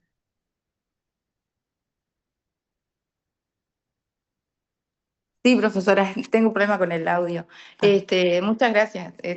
Pasa que, claro, me surgió la duda hoy y ahora Claro, cuando usted mencionó dije, ¿cómo se hace en estos casos? Porque es tan claro. amplio y pueden haber tantos factores involucrados Sí, que a sí. quién responsabilizamos o cómo se Ustedes van soluciona. a ir viendo, a medida que vayamos estudiando las distintas categorías, van a ir viendo cómo vamos resolviendo el problema de los puntos de conexión. Yo ¿Sí? veo que ahí yo ya había arrancado mal porque dije, ¿cómo hago con el contrato? Es por el contrato y no, y era por el lugar de situación del bien que es mueble. Muchas Claro, gracias. por favor. Bueno, ahora sí me callo la boca. No, por favor, Carmen. Este, bueno, dudas sobre esto, sobre la clasificación. Como ya vimos, esto es una clasificación, ¿no? Después, bueno, a medida que veamos los puntos de conexión, podemos ir viendo cómo los clasificamos dentro de estas tres clasificaciones que habría de los puntos de conexión. Profe, una duda. ¿El lugar de Sí, celebración, por ejemplo, sería también conductista? el lugar de celebración es conductista, sí, sin duda, porque depende de la conducta de las personas. Sí, es conductista. De hecho, ahí está en la PPT, que lo puse como conductista. Es uno de los ejemplos de conductista. Yo les voy a subir esta PPT, quédense tranquilos, para que ustedes la Profesora, tengan, para que disculpe, lo puedan ver para estudiar. Y bueno, y ahora vamos a pasar a otro tema em, que es muy, como ya les adelanté hoy, es muy común que confundan, este, que estamos hablando de la clasificación de las normas según su punto de conexión. Acá ya no estamos clasificando puntos de conexión, sino que estamos clasificando normas, ¿tá? Que dependen estas normas de su punto de conexión, ¿tá? Eh, las primeras que tenemos son las normas simples. Las normas simples son las que vimos hasta ahora, las que hemos puesto en ejemplos, ¿ah? Las que poseen un solo punto de conexión. ¿Ah? El ejemplo típico, que ya hemos venido viendo, por ejemplo, sería la capacidad se regula por la ley del domicilio. Esta norma es claramente una norma simple, porque vamos a ver que tiene un solo punto de conexión, que es la ley del domicilio. ¿Ah? Estas son las más fáciles, no requieren de mucha explicación. Ahora, por otro lado, vamos a tener normas que tengan más de un punto de conexión. ¿Ah? Como por ejemplo, pueden ser las normas acumulativas. Estas normas acumulativas son normas que acumulan dos o más puntos de conexión. ¿Tá? Y entonces, la relación jurídica es regulada a la vez, ¿tá? Y creo que la clave está con la palabra a la vez, por dos derechos privados mencionados, dos o más, que depende de cuántos puntos de conexión tenga, derechos privados mencionados en los respectivos puntos de conexión. ¿Tá? El ejemplo de esta norma es el artículo 13 del Tratado del 89, el cual les voy a pedir a alguien que lo pueda leer para que podamos entender de qué estamos hablando. A ver quién puede leer esta norma. Yo lo tengo Lo acá tengo en acá, profe. los apuntes, profe. Se rige por la ¿Lees ley vos? del domicilio. Dale. Se rige por la ley del domicilio matrimonial siempre que la causal alegada sea admitida por la ley del lugar donde se celebró ese matrimonio. La disolubilidad del matrimonio, ¿no? Estamos hablando. Perdón, pues yo tengo separado en el ejemplo la categoría y el punto de conexión. Estaba leyendo A ver, solamente el punto de conexión. vamos a leer la norma entera, entonces. Bueno, listo. La disolubilidad del matrimonio se rige por la ley del domicilio matrimonial, Bien, ahí siempre que tenemos, esperen, vamos a ir de a poco. La disolubilidad del matrimonio, ¿qué es en esta norma? la categoría. La categoría, perfecto. ¿Cómo se rige? Por la ley del domicilio matrimonial, que es el primer punto de conexión. Perfecto. Ley del primer domicilio matrimonial es un punto de conexión. ¿Y cómo sigue la norma? Siempre que la causal alegada sea admitida por la ley del lugar donde se celebró ese matrimonio. Segundo punto de conexión. Segundo punto de conexión es la ley del lugar donde se celebra el matrimonio. Ahí vemos los dos puntos de conexión que tienen y que tienen que ser cumplidos a la vez. ¿Tá? Por eso que es una norma acumulativa. ¿Tá? Estos dos puntos de conexión se tienen que dar a la vez y ambos Ay, regulan. profe, perdón. ¿Puede No sé, repetir? se ve que hay varias versiones del tratado, porque el artículo 13 que tengo acá es diferente. No dice eso, no, sí, por eso. Yo estoy Ah, leyendo. está. ¿Será? El ¿No que será que tengo estás leyendo el del 40? Perdón. No, el del 89 no dice, la ley del domicilio es, matrimonial rige A, por la sí, separación conyugal, B, la sí, disolubilidad del matrimonio siempre que la causal alegada sea admitida por la ley del lugar en el cual se celebró. Ese es el del sí, yo 80. tengo el mismo. ¿En Sí. cuál, en Claro, qué libro ella están leyó el leyendo? literal B solo. Claro, no, es ese. No, pero ella leyó toda la norma es diferente. Lo saqué, está en internet. Tratado Civil Internacional de Montevideo de 12 de febrero del 89. Sí, yo lo Mira, estoy profe, te leyendo copio. del compilado y también aparece así como dicen Sí, las yo compañeras. los tengo impresos hace tiempo y porque los tengo los dos juntos, los dos tratados, y dice eso, el 3. Y Ahí la pegué el compañera artículo. que lo leyó, ¿de dónde lo leyó? Está Sí, bien, en el tratado está así, yo lo leí de Fresnedo porque les digo, tengo separadito el cuadrito de la categoría y el punto de conexión para tener marcaditos los dos. Y en Fresnedo está así como redactado todo juntito Bueno, para ven identificar los dos. ahí, ven la importancia, que esto nos va a servir un poco para Tengo el de tratado al lado, igual lo leí también antes pero preferí leer ta, ven la importancia de leer las normas, directamente las normas de su texto. ¿Por qué? Porque bueno, el día de mañana ustedes lo que van a tener son las normas, porque está bien, a veces cuando hay manuales o cuando tenemos textos, este, podemos leerlos. A ver, cuando tenemos manuales o tenemos textos, está perfecto que se haga de forma didáctica, que se acorten las normas o que no se redacten tal cual. Pero si nosotros vamos a remitirnos siempre a los textos normativos, ¿tá? No vamos a cambiarles la redacción, porque además ustedes saben que para el parcial y para el examen lo que van a tener son las normas enfrente. Entonces, si ustedes se enfrentan a una cosa distinta o si la leen y ven que no la pueden, que no lo pueden interpretar igual porque lo leyeron en el manual de una manera y en la norma de la otra, se les puede complicar allí. Entonces, siempre lean del tratado, ¿tá? Vamos siempre a remitirnos a ver del tratado, para que ya les digo, primero porque es lo que corresponde leer directamente de la norma, y segundo que los va a ayudar a entender mejor. De hecho, nosotros cuando tomamos un examen siempre nos damos cuenta de las personas que estudiaron con las normas al lado y las que no, porque después en el momento del examen, cuando se quieren apoyar en la norma, si es la primera vez que la leen, es difícil poder interpretar lo que quizás leyeron en el libro. ¿Ah? Estela, Bueno, entonces en este caso es una norma simple, porque hay un solo punto de conexión. no es una norma simple. Vamos a leer de nuevo el artículo 13 del Tratado del 89.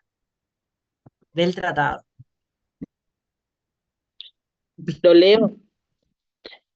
Artículo 13. La ley del domicilio matrimonial rige: A. La separación conyugal y B. La disolubilidad del matrimonio, siempre que la causal alegada sea admitida por la ley del lugar en el cual se celebró. ¿Dónde están los dos puntos de conexión? La del domicilio matrimonial y la del lugar en el que celebró. Bien, y ven que se piden que se cumplen acumulativamente. ¿Pueden ubicar los puntos de conexión en la norma? Estela, Sí, ahora sí, en el acápite, digo, en la ley del domicilio matrimonial y después en la parte B. sí, pero están dentro de una misma norma, es una misma norma que tiene dos puntos de conexión Sí, ahora y sí. que establecen que tienen esa relación jurídica es regulada por los dos puntos de conexión a la vez.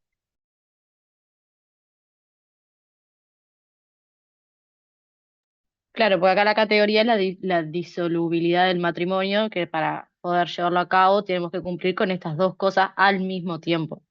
Sí, es lo Porque mismo que puede ser hablamos que con la compañera. La norma dice lo mismo que dijo hoy la compañera, ¿no? Lo que pasa, bueno, no la leímos entera, pero es lo mismo. O sea, tenemos dos puntos de conexión y ambos tienen que ser tenidos en cuenta. O sea, los respectivos puntos de conexión se cumplen a la vez, porque la norma nos pide que cumpla estos requisitos en los dos estados.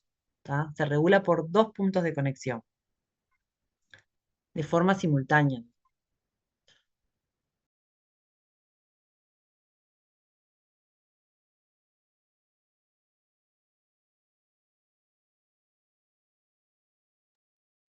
Disculpen, pero tengo un ruidito que lo estoy queriendo sacar, entonces los tengo que mutear a ustedes y los quiero ver a su vez por si levantan la mano o si intervienen. Cuando intervengan, levanten la mano así los veo y saco ese pi que está sonando, que a ustedes más que nada me preocupa que los vuelva locos. No sé por qué llega un momento que me empieza a hacer ese ruido, la computadora. Entonces lo que hago es bajar el volumen, hay algo que me está dando como un falso contacto, no sé. Bueno, vamos a las normas complementarias. ¿Tá? ¿Puedo Estas decir son más una complicadas. cosa, Ana, Ay, de Carmen, que la las veo escuchando. acumulativas? Estas normas acumulativas, vieron que, como bien decía la profesora, eh, eh, se aplican dos puntos de conexión simultáneamente, ¿no? O sea, en este caso se aplica la ley del domicilio conyugal y la ley del lugar de celebración del matrimonio juntas. Esto, normalmente, estas normas acumulativas, em, como ustedes se imaginarán, tienden a dificultar la realización de la categoría, porque ya no nos alcanza con tener que aplicar una ley, sino que hay que aplicar dos leyes simultáneamente. Cuando yo tengo que aplicar dos leyes de distintos países simultáneamente, puedo tener problemas de armonización entre esas leyes, ¿no? O sea, porque seguramente va a haber diferencias, van a ser leyes diferentes. Algunas diferencias seguramente va a haber.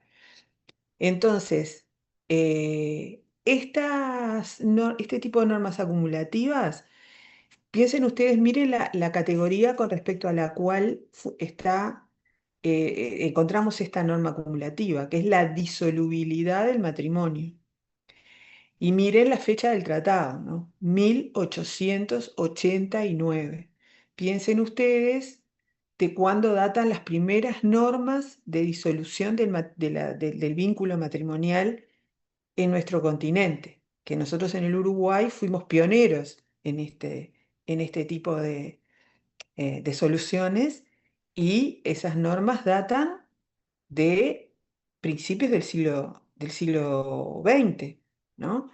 Entonces, este tipo de soluciones acumulativas, justamente el legislador las ha adoptado tradicionalmente con respecto a categorías con respecto a las cuales tiene ciertos reparos, digamos, o ciertas dudas, ¿no? Entonces, hace que la realización de esas categorías o de la regulación de esas categorías sea más, o sea, que haya que tener en cuenta más de un ordenamiento jurídico.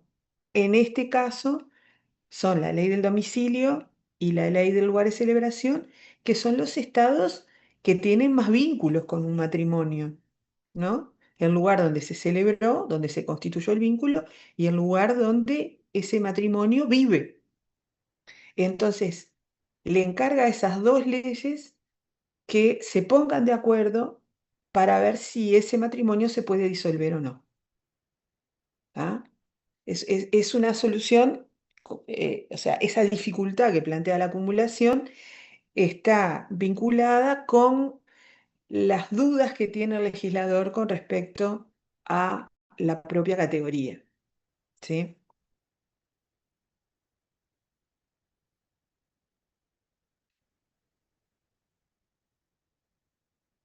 No sé si Soledad quería decir algo. Yo lo que quería decir es que, claro, me generó, o sea, recordando la época, teniendo en cuenta la época, me pareció que es una manera como de poner un límite en cuanto al divorcio, en este caso, a la disolubilidad del matrimonio, teniendo en cuenta que, por ejemplo, Argentina no lo tenía previsto.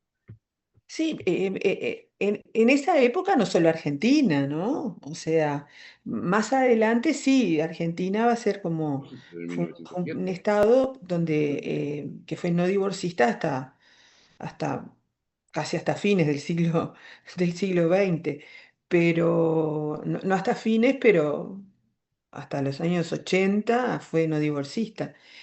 Pero en esta época era la mayoría de los países, esa era la realidad de la época. Por eso la solución, ¿no? Belén. Sí, profe, que creo que en materia también de menores, de adopción internacional, como que hay más ejemplos, normas acumulativas, porque lo que se busca es no darle tanta continuidad jurídica para justamente la protección de algo, como por ejemplo el caso de los menores, que es, bueno, algo muy susceptible. Entonces, bueno, al poner tantos puntos de conexión y que se den todos esos requisitos que plantean ambos estados, es complejo. Entonces, lo que me parece que no se busca tanto es esa continuidad jurídica, ¿no? De la relación. Por eso es difícil. Sí, sí, porque me imagino que bueno, ahora, bueno, es muy común el divorcio, pero claro, para esa época se tendrían que dar una cantidad de requisitos que era muy difícil. No digo que imposible, pero obviamente es difícil y lo que se buscaba justamente, bueno, que la gente no se divorcie. O sea, entonces por eso te pone como todo eso, no sé si son límites, pero está. Claro, o sea, el tipo de norma tiene mucho que ver con, o sea, el tipo de norma tiene mucho que ver con lo que el legislador quiere con respecto a esa categoría. Una forma de manifestar su postura con respecto a la categoría, si quiere favorecer su realización, si quiere entorpecerla, eh, en muy buena medida pasa por cómo es la norma de conflicto, ¿no?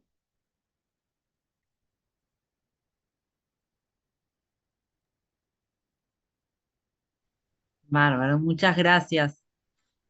Gracias, Carmen. No, no, por Ahora favor. logré solucionar el ruidito, pero tengo un taladro atrás. Así que bueno, no sé qué pasa. Es el hecho de la tecnología ayuda, pero a veces pasan estas cosas. Bueno, vamos a ir a las normas complementarias, que son otro tipo de normas. Este tipo de normas no lo vamos a ver en el libro de la doctora Fresnedo. Yo vi que no estaban las normas complementarias, pero sí las pueden ver en el libro del doctor Alfonsín, ¿tá? Que es de donde saqué esta clasificación. Les digo por si cuando estudian no las encuentran en el manual de la doctora Fresnedo, es porque están en el libro del doctor Alfonsín. La norma complementaria, ¿tá? Tiene un punto de conexión, pero ese punto señala varios derechos privados a la vez, ¿tá? Puede que haya una norma complementaria con un punto de conexión, como puede haber normas complementarias con dos puntos de conexión. En realidad ahí, o sea, la norma acumula otro punto complementario a fin de señalar cuál de aquellos derechos privados se debe aplicar. El ejemplo que maneja Alfonsín es, si una norma señala que la capacidad se regula mediante la lex patriae, ¿no? Y una persona tiene más de una nacionalidad, la norma complementaria puede disponer que la capacidad se regula por la lex patriae y que coincida con la ley del domicilio, con la lex domicilio. Bueno, es difícil encontrar este tipo de normas. Yo no sé, Carmen, si conoces algún Sí. ejemplo, pero bueno, en realidad el ejemplo que les puedo dar es el que maneja Alfonsín, porque yo realmente no encontré un tipo de norma complementaria en nuestro ordenamiento jurídico como para darles un ejemplo de hoy. Como ya les Es digo, que en realidad en realidad este tipo de norma nos ayuda a encontrar un punto una ley aplicable, ¿no? Porque a lo que apunta es a que si tenemos un punto de conexión que nos puede llevar a que se realice en más de un estado, como este ejemplo que tú encontraste en Alfonsín, ¿no? O sea que la ley aplicable es la ley de la nacionalidad, pero puede resultar que la persona tenga más de una nacionalidad. Y entonces, ¿cuál es la ley que aplicamos en definitiva? Pues sí, yo qué sé, la persona tiene nacionalidad uruguaya y nacionalidad española, pongamos, ¿cuál es la ley aplicable? Entonces, en este tipo de norma aparecería un criterio complementario, como por ejemplo el domicilio, que dice, bueno, aplicamos la nacionalidad que coincida con la ley del domicilio. O sea, entre las nacionalidades que puede tener esa persona, vamos a tener en cuenta aquella que coincide con el lugar donde la persona se domicilia.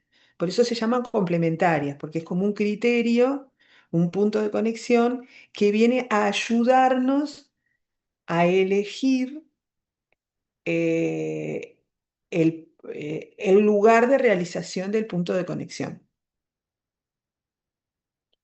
¿no? Cuando éste puede tener varios lugares de realización. Podría perfecto. darse a la inversa también, por ejemplo, Sí, podría ser el lugar del domicilio, que la ley aplica la ley del domicilio y la persona, bueno, en realidad no se tienen más de un domicilio a la vez, no. El ejemplo el ejemplo es este, el ejemplo es este. sí, yo la verdad que no encontré otro, pero bueno, Por eso Sí, creo que sí, también sí. son normas que la doctora Fresnedo ni siquiera lo ponen en la clasificación, de repente bueno, porque hoy no encontramos estas normas. Sí, ¿Soledad? no son muy frecuentes, por lo menos entre nosotros no. No, lo que va a decir es que ella si bien no la pone en la clasificación de las normas, habla de en los puntos de conexión cuando son imposibles, le llama ella, o múltiples, ahí sí hace referencia a este tipo de casos y ponía esos ejemplos de por ejemplo, cuando tenían varias nacionalidades, o también puso el ejemplo de cuando surgen los derechos civiles de la mujer y no tenía un domicilio y no había un domicilio conyugal, bueno, tener que recurrir a otra norma también, o sea, como que en esos casos donde no había una solución se optaba por otro derecho posible, que en ese caso creo que era el domicilio, ay, no recuerdo el caso exacto, pero sé que también cuando surgió eso, como si no había un domicilio conyugal, se tenía que recurrir a algo que no estaba previsto, como Sí, lo que pasa es que ese caso, cuando la norma señala por ejemplo, un punto de conexión, y ese punto de conexión no se puede realizar, y la propia norma nos dice, si este punto de conexión no se puede realizar, hay que recurrir a este otro punto de conexión, ese es otro tipo de norma del que la doctora les va a hablar. O sea, no es una norma complementaria. La Claro, norma complementaria lo que viene a hacer es justamente la situación al revés. Es decir, cuando la norma señala un punto de conexión y a su vez prevé que ese punto de conexión se puede materializar, se puede realizar en varios estados, ¿no? O sea, la norma dice acá, la ley aplicable es la ley de la nacionalidad. Pero si una persona tiene varias nacionalidades, para saber cuál es la nacionalidad que vamos a tener en cuenta, vamos a tener en cuenta dónde está o sea, vamos a tener en cuenta la nacionalidad que coincide con el domicilio. ¿Ah? O sea, es como que se agrega este criterio a los efectos de resolver cuál es la ley aplicable cuando tenemos muchos lugares de realización, ¿no? Esto se da, no es tan frecuente porque no hay tantos puntos de conexión que se puedan realizar en varios lugares diferentes, ¿no? La nacionalidad es uno, porque alguien puede tener más de una nacionalidad, ¿no? Y entonces ahí la norma aporta un criterio que viene a complementar. Bueno, si la persona tiene muchas nacionalidades, la nacionalidad que vamos a tomar va a ser aquella que coincide con el domicilio. ¿Tá? Pero la situación de que no hay lugar donde se realice el punto de conexión, eso está resuelto por otro tipo de norma, que la profesora ya les va a nombrar. Bien.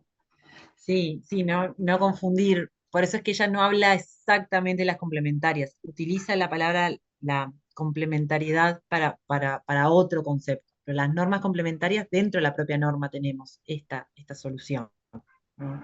Profe, Sí, esas vendrían a ser las alternativas, ¿verdad? bueno, ahora vamos a ir vamos a ver, no vamos a spoilear nada. Vamos a ir a las alternativas, optativas y subsidiarias, que son las que nos quedan, ¿tá?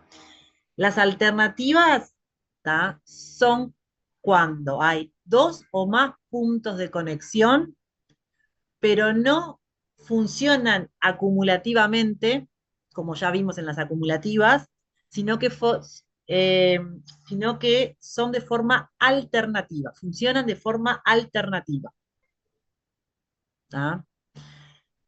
De hecho, la profesora Cecilia Fresnedo, vamos a ver que ella habla de alternativas optativas, alternativas subsidiarias. Las alternativas, en realidad, las dos que siguen, las optativas y las subsidiarias, las ve dentro de las alternativas. Bueno, Alfonsín las clasifica distinto. Alfonsín las clasifica alternativas por un lado, optativas por un lado y subsidiarias por otra. Allí Alfonsín ve tres normas distintas, ¿tá? Tres clasificaciones distintas. Importante que en las alternativas tiene 2 o más puntos de conexión, ¿tá? A diferencia de las acumulativas, que decíamos que tenían que funcionar a la vez, acá no, acá funcionan de forma alternativa. Y bueno, la palabra alternativa ya se los dice. ¿Qué es que algo funcione de forma alternativa? Tenemos que buscar. Funciona Queda una librado, u otra. Que se tiene que, claro, queda librado o a la voluntad de las partes o a la autoridad competente, por ejemplo. Ahí va, funciona una u otra de forma alternativa, alterna. ¿Tá? No tenemos acá un ejemplo de norma alternativa. Capaz que ustedes pueden buscar alguna. Lo que pasa es que las normas, por lo general, los ejemplos los dan en las optativas y en las subsidiarias. Y a veces se discute bastante en las subsidiarias si son alternativas o si son subsidiarias. Yo he visto varias. La diferencia con la subsidiaria es que la subsidiaria, esa alternativa establece un orden jerárquico. O sea, la subsidiaria también vamos a ver que hay, digamos, de alguna forma una alternativa, pero su aplicación establece una jerarquía entre los puntos de conexión. Estela. ¿No podría ser la ley de el artículo 6 de la Convención Americana de Obligaciones Alimentarias? Que ahí, no tengo el artículo, pero dice que se rige por el domicilio del acreedor alimentario o por la residencia habitual del deudor alimentario. Y el que elige en ese caso es el juez, entonces por eso sería una norma alternativa. Y Bueno, hay otro también, el de no, artículo esa 56 norma, de- a ver, esa norma es una norma optativa. Iba. Ahora la vamos a ver, porque establece, es la quinta que yo les puse allí en la clasificación, que todavía, fue la única que todavía no hablamos, ¿tá? O sea, el artículo, ahora vamos a ir al artículo 6 sobre la Convención Interamericana sobre Obligaciones Alimentarias. Pero la norma subsidiaria, ¿tá? El ejemplo es el artículo 28 de la Ley 19.920, que ahí sí le voy a pedir a alguien si lo puede leer.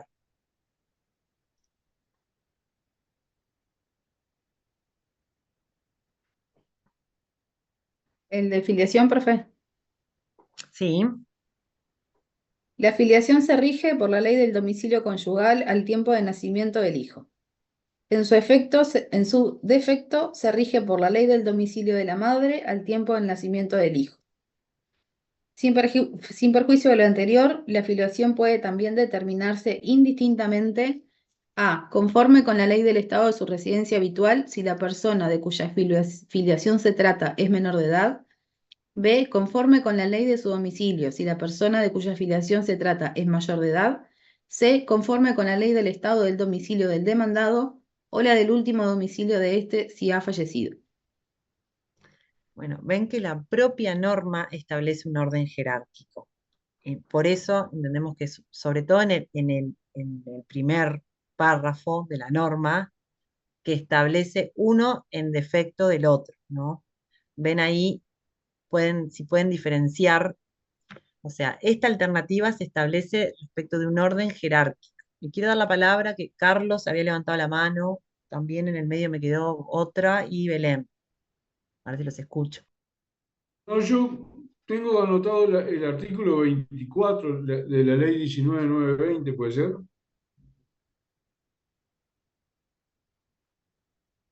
No, no lo tengo a mano. ¿Y qué dice el artículo 24? ¿No tiene alguien que lo pueda leer?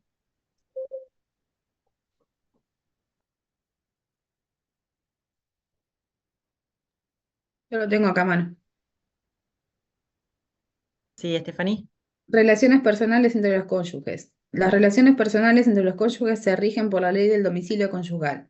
Si éste no existiere, dichas relaciones se rigen por la ley del estado del último domicilio conyugal siempre que permanezca en el mismo alguno de los cónyuges. Fuera de los casos anteriores, las cuestiones que se susciten sobre las relaciones personales entre los cónyuges se rigen por la ley del domicilio de cualquiera de ellos. Si se produjera una controversia ante un tribunal judicial, el actor podrá optar por la ley de cualquiera de estos domicilios. ¿Y ahí qué les parece? ¿Qué tipo de norma tenemos ahí? En el 24, la 19.920. Subsidiaria. Para mí es Optativa, alternativa. optativa, Optativa. porque está a la voluntad de una persona, dice, al final de la norma dice, ¿Por por qué elegir. sería subsidiaria? A ver, los que dicen que es subsidiaria, ¿por qué sería subsidiaria? Primero porque dice por qué ley se rige. Después porque dice, si no existiera, No, porque dice porque ley se rige, no, porque eso no, ahí dice que hay una ley aplicable, ¿no? ¿Por qué claro, sería subsidiaria? que dice que si no existiere, después se rige por la ley del estado del último domicilio. Y que fuera de esos casos, ahí sí pueden optar. O sea, la norma subsidiaria, como les decía la profesora, marca, o sea, no es que no es que los puntos de conexión funcionan en cualquier orden o a elección del, del particular o del juez. Acá es que la ley aplicable es en este ejemplo del 24, la ley aplicable, al principio del 28 que nombró la profesora, la ley aplicable es la ley del domicilio conyugal. Ahora, esa es la ley aplicable. Pero, ¿qué pasa si no hay domicilio conyugal? Ahí voy a lo que hoy mencionaba, no me acuerdo quién era, no sé si, bueno, de la situación en la que el punto de conexión no se puede realizar. Porque, ¿qué pasa si esos cónyuges viven uno en un estado y otro en otro? No hay domicilio conyugal. Entonces, ¿cuál es la ley aplicable a las relaciones conyugales? Bueno, ahí dice, entonces, la norma da la solución subsidiaria. O sea, en defecto de la ley aplicable, al principio del domicilio conyugal, la ley aplicable es, ¿ah? O sea, en la norma subsidiaria tenemos puntos de conexión que funcionan uno en defecto del otro. No es que yo elijo cuál aplico o cuál no. Lo que me dice la norma es, la ley aplicable es la ley del domicilio conyugal. Claro, cuando yo voy a aplicar esa norma, me encuentro con que en el caso que yo debo resolver, no hay domicilio conyugal. Entonces, si no hay domicilio conyugal, la ley aplicable es la del domicilio de cada una de las partes. Y ahí después la norma se vuelve, o sea, después sí nos plantea una opción libre entre la ley del domicilio del actor o el domicilio del demandado. ¿Sí? Pero esto también funciona subsidiariamente. Esta norma es un poco compleja, ¿no? Pero creo que para entender el funcionamiento de la norma subsidiaria, esa primera parte es la que importa, ¿no? O sea, la ley aplicable es la ley del domicilio conyugal y en defecto de domicilio conyugal, a falta de domicilio conyugal, entonces se aplica la ley del uno de los cónyuges o la del otro. ¿Sí? Claro, yo no había querido complicarlos tanto con el artículo 24, pero Sí, el artículo 24 es Carlos, complicado, es claro, complicado. Carlos, todo El otro culpa es de más Carlos que dijo el accesible. artículo 24, me parecía que era una norma que tenía, al principio, en el primer párrafo, digamos, sí es una norma subsidiaria, como para resumir, Claro, pero después ya no estaríamos ante una norma ya no. subsidiaria, estaríamos ante otro tipo de normas que vamos a ver. ¿Tá? Esto más que nada para que Carlos te quede, cuando te quede el ejemplo, si vas a poner el artículo 24 como norma subsidiaria, pongas que es en el primer párrafo, ¿tá? O sea, en la primera parte de la norma, cuando Perfecto. establece este orden jerárquico, ¿tá? Pero no en su Gracias. totalidad es una norma subsidiaria. ¿Tá? Belén, No, profe, que yo había leído otro artículo que me parecía que podía entrar dentro de la alternativa, que es el artículo 56 del Tratado del 89, a ver, que lo tengo acá, que dice, las acciones personales deben entablarse ante los jueces del lugar a cuya ley está sujeto el acto jurídico en materia de juicio. Podrán entablarse igualmente ante los jueces del domicilio del demandado. O sea, puede ser una u otra. Creo que, o sea, no entiendo que haya una jerarquía, sino que hay una elección de la parte. hay una elección de la parte. Y si hay una elección de la parte, ¿ante qué norma estamos? Porque ¿con cuál se podría dar la duda en este caso? Esperen que la vemos y después lo resolvemos. A ¿Cómo ver la ante qué duda, norma estamos. profe? Claro, podemos tener duda con otra norma en este caso. Por ejemplo, con las optativas, que las optativas es cuando esa alternativa se decide por la voluntad de una Perdón, persona. claro. Sería optativa, sería optativa. Ah, bueno, por eso. Si es alternativa sola o es optativa. El Es artículo optativa, 6 perdón. que María. hoy Estela nombró sobre la Convención Interamericana sobre Obligaciones Alimentarias es una típica norma optativa, que es otra clasificación. ¿Tá? Ese artículo 6, que ese sí les pido que lo puedan leer, para que veamos ahí una típica norma optativa y después podemos ver esta norma que trajo Belén, a ver si es una optativa o una alternativa. A ver, vamos a leer el artículo 6, que esta no tenemos dudas que es una norma optativa de la Convención Interamericana sobre Obligaciones Alimentarias. Di- Ah, perdón, no. Tenía otra convención.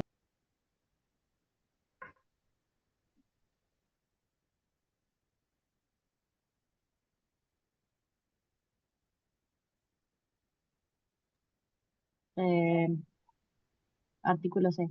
Las obligaciones alimentarias, así como las calidades de acreedor y de deudor alimentarios de alimentos, se regularán por aquel de los siguientes órdenes jurídicos que, a juicio de la autoridad competente, resultare más favorable al interés del acreedor. A. El ordenamiento jurídico del estado del domicilio o de la residencia habitual del acreedor. B. El ordenamiento jurídico del estado del domicilio o la residencia habitual del deudor.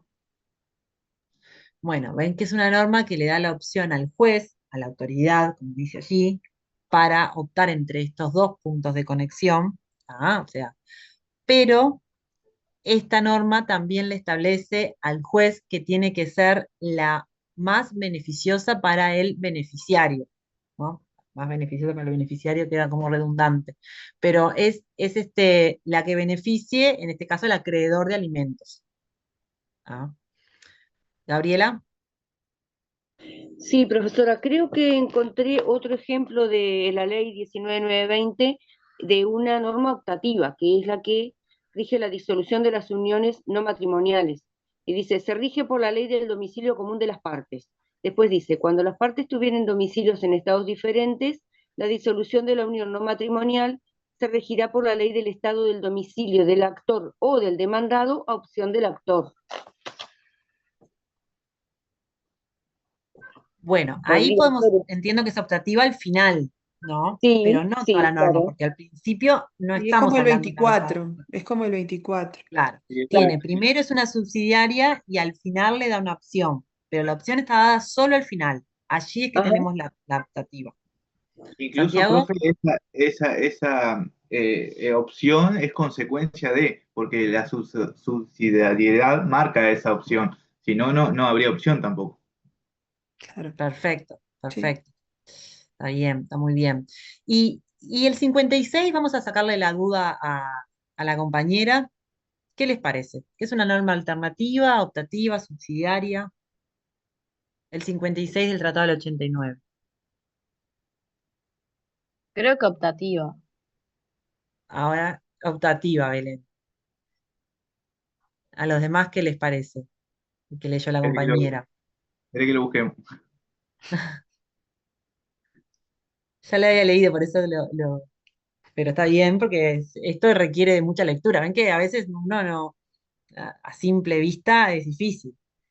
Y ojo que a veces a mí hay normas, les confieso que me generan dudas, que aceptaría otra opinión. No siempre pienso que tengo la razón en esto, ¿no? Acá lo que tienen que hacer es tener claro por qué y ustedes fundamenten por qué. Si tienen una norma y tienen que decir qué es. Entiendo, por ejemplo, que es optativa porque en tal lugar me da la opción, ¿no? Y definan que es optativa. Porque por lo menos nosotros podemos ver o dónde está el error en el razonamiento, para, bueno, ajustarlo de repente en clase, o de repente, bueno, a veces hay normas que generan dudas. Obviamente, si las vamos a poner a modo de una evaluación, vamos a tratar de que no sea una norma que genere dudas. pero, o que por lo menos en algún texto lo tengan este tema saldado, digamos, Profe, que yo diga creo que qué es tipo de norma. optativa porque, ay, perdón, ¿Sí? creo que es optativa porque dice, podrán enterarse igualmente, o sea que no está estableciendo una jerarquía, entonces subsidiaria no puede ser, porque dice, podrán enterarse igualmente, o sea, tanto una como otra es válida, y no hay una Bien. jerarquía, no tenés por qué. Entonces, como que esa palabra, al menos a mí, me da a entender que tiene que ser optativa porque te está dando la voluntad de elegir cuál de las dos leyes, por cuál de los dos ordenamientos vas a optar. Sí, yo estoy de acuerdo con la compañera. Me genera la duda de si es alternativa u optativa. O sea, subsidiaria me parece que no es por lo mismo que dice Belén. Pasa que si fuera alternativa te tiene que, no te está dando la voluntad a vos de elegir. Ya el legislador te está diciendo, va a ser esta y si no esta. Entonces, acá entiendo yo que en este artículo te está diciendo igualmente, podrá entablarse igualmente. O sea, está, una como otra es válida. Está a tu elección. Pero ¿y Carmen, el ¿vos estás de deben que está acuerdo? arriba? Yo Perdón, el discrepo ahí deben un poquito.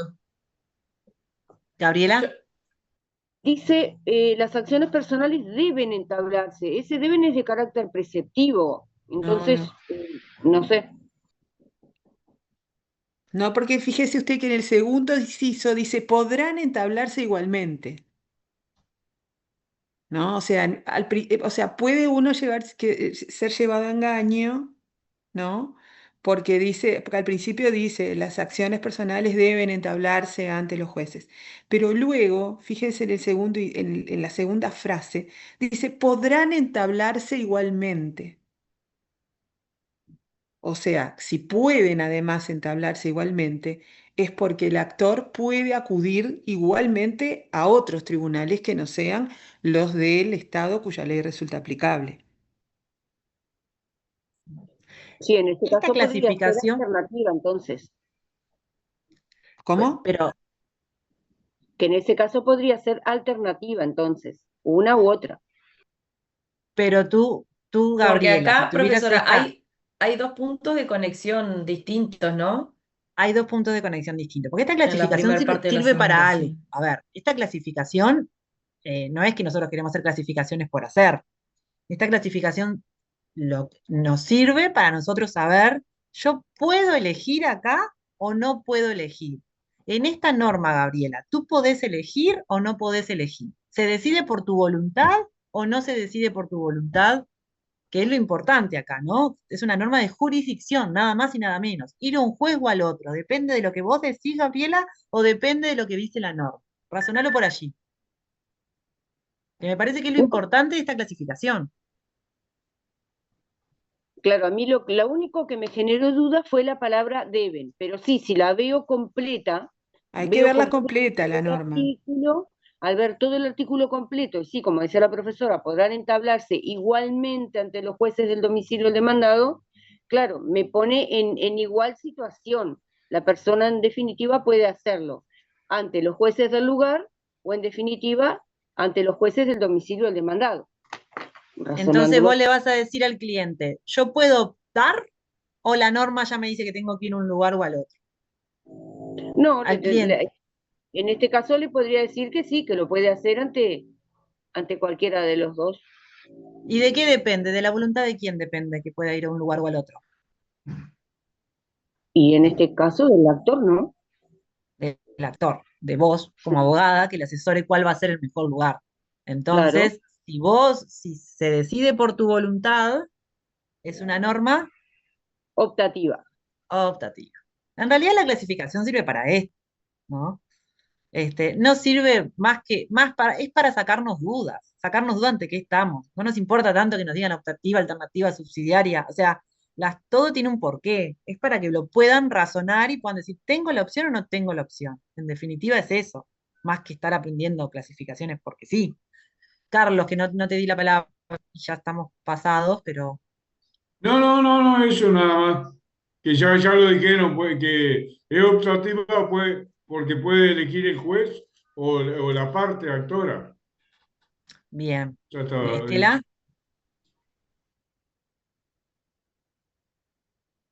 Sí, también medio rápido. El artículo 8 de la Convención de Obligaciones Alimentarias también sería optativa, entonces. A ver. Yo de mí no esperen que me acuerde de los artículos. Dice, serán competentes en la esfera internacional para conocer de las reclamaciones alimentarias a opción del acreedor, dice. Acá ya está como muy claro, ¿no? Ah, bueno, está. Y da la A, la B y la C, que es ahí Muy clarito. bien, muy bien, muy bien. Bueno, esta es la clasificación de las normas por su punto de conexión. Después, si quieren, ustedes pueden hacer el ejercicio de ir mirando normas y viendo a ver cómo les parece que se clasifican. Evidentemente no me dio tiempo de empezar calificación, como les dije. No sé qué me pasó hoy, anduve lenta, disculpen. Este, Vamos a hacer así. Igual capaz que mejor porque es un tema que está bueno verlo todo junto. Nosotros ya hablamos de la calificación mucho. Esperen que voy a dejar de compartir pantalla. Ya hablamos mucho de la calificación, o por lo menos hablamos mucho de qué es la calificación, ¿no? Este, no sé quién me estaba pidiendo autorización para algo, pero bueno, capaz que se le tocó algo a alguno de ustedes. Ya vimos lo que era qué entendemos por calificar. Creo que ahí estamos bastante adelantados. Ahora lo que vamos a tener que ver es cómo calificamos, ¿no? ¿De qué forma calificamos? ¿Ah? Entonces, para esto me parece importante que primero, y no sé, después, bueno, vamos a hablar con Carmen quién va a dar este tema, pero a ver, Carmen, si te parece, porque vamos a tener que ver el leading case de la viuda maltesa. Y nosotros la clase pasada, lo que hicimos fueron que un grupito pudiera exponer un leading case, que fue Batco versus Jackson, y ahora me gustaría hacer lo mismo con este tema de la viuda maltesa. Capaz que algún grupo, Sí, me parece bárbaro. está bien, de no más de 4 personas, porque vieron que esto, además que le vamos a Incluso poder hay otro caso que creo que no está en Fresnedo, pero hay otro caso que capaz que si lo googlean lo pueden encontrar, que es el del testamento hológrafo holandés. Hológrafo, sí. En Alfonsín creo que lo trata, profe. En Alfonsín sí creo que está. Entonces, ese es otro ejemplo también de donde se ve el problema de la calificación. Bien. Entonces, capaz que podemos ver estos dos casos, no más de 10 minutos cada uno, para que nos lleve la primera parte de la clase.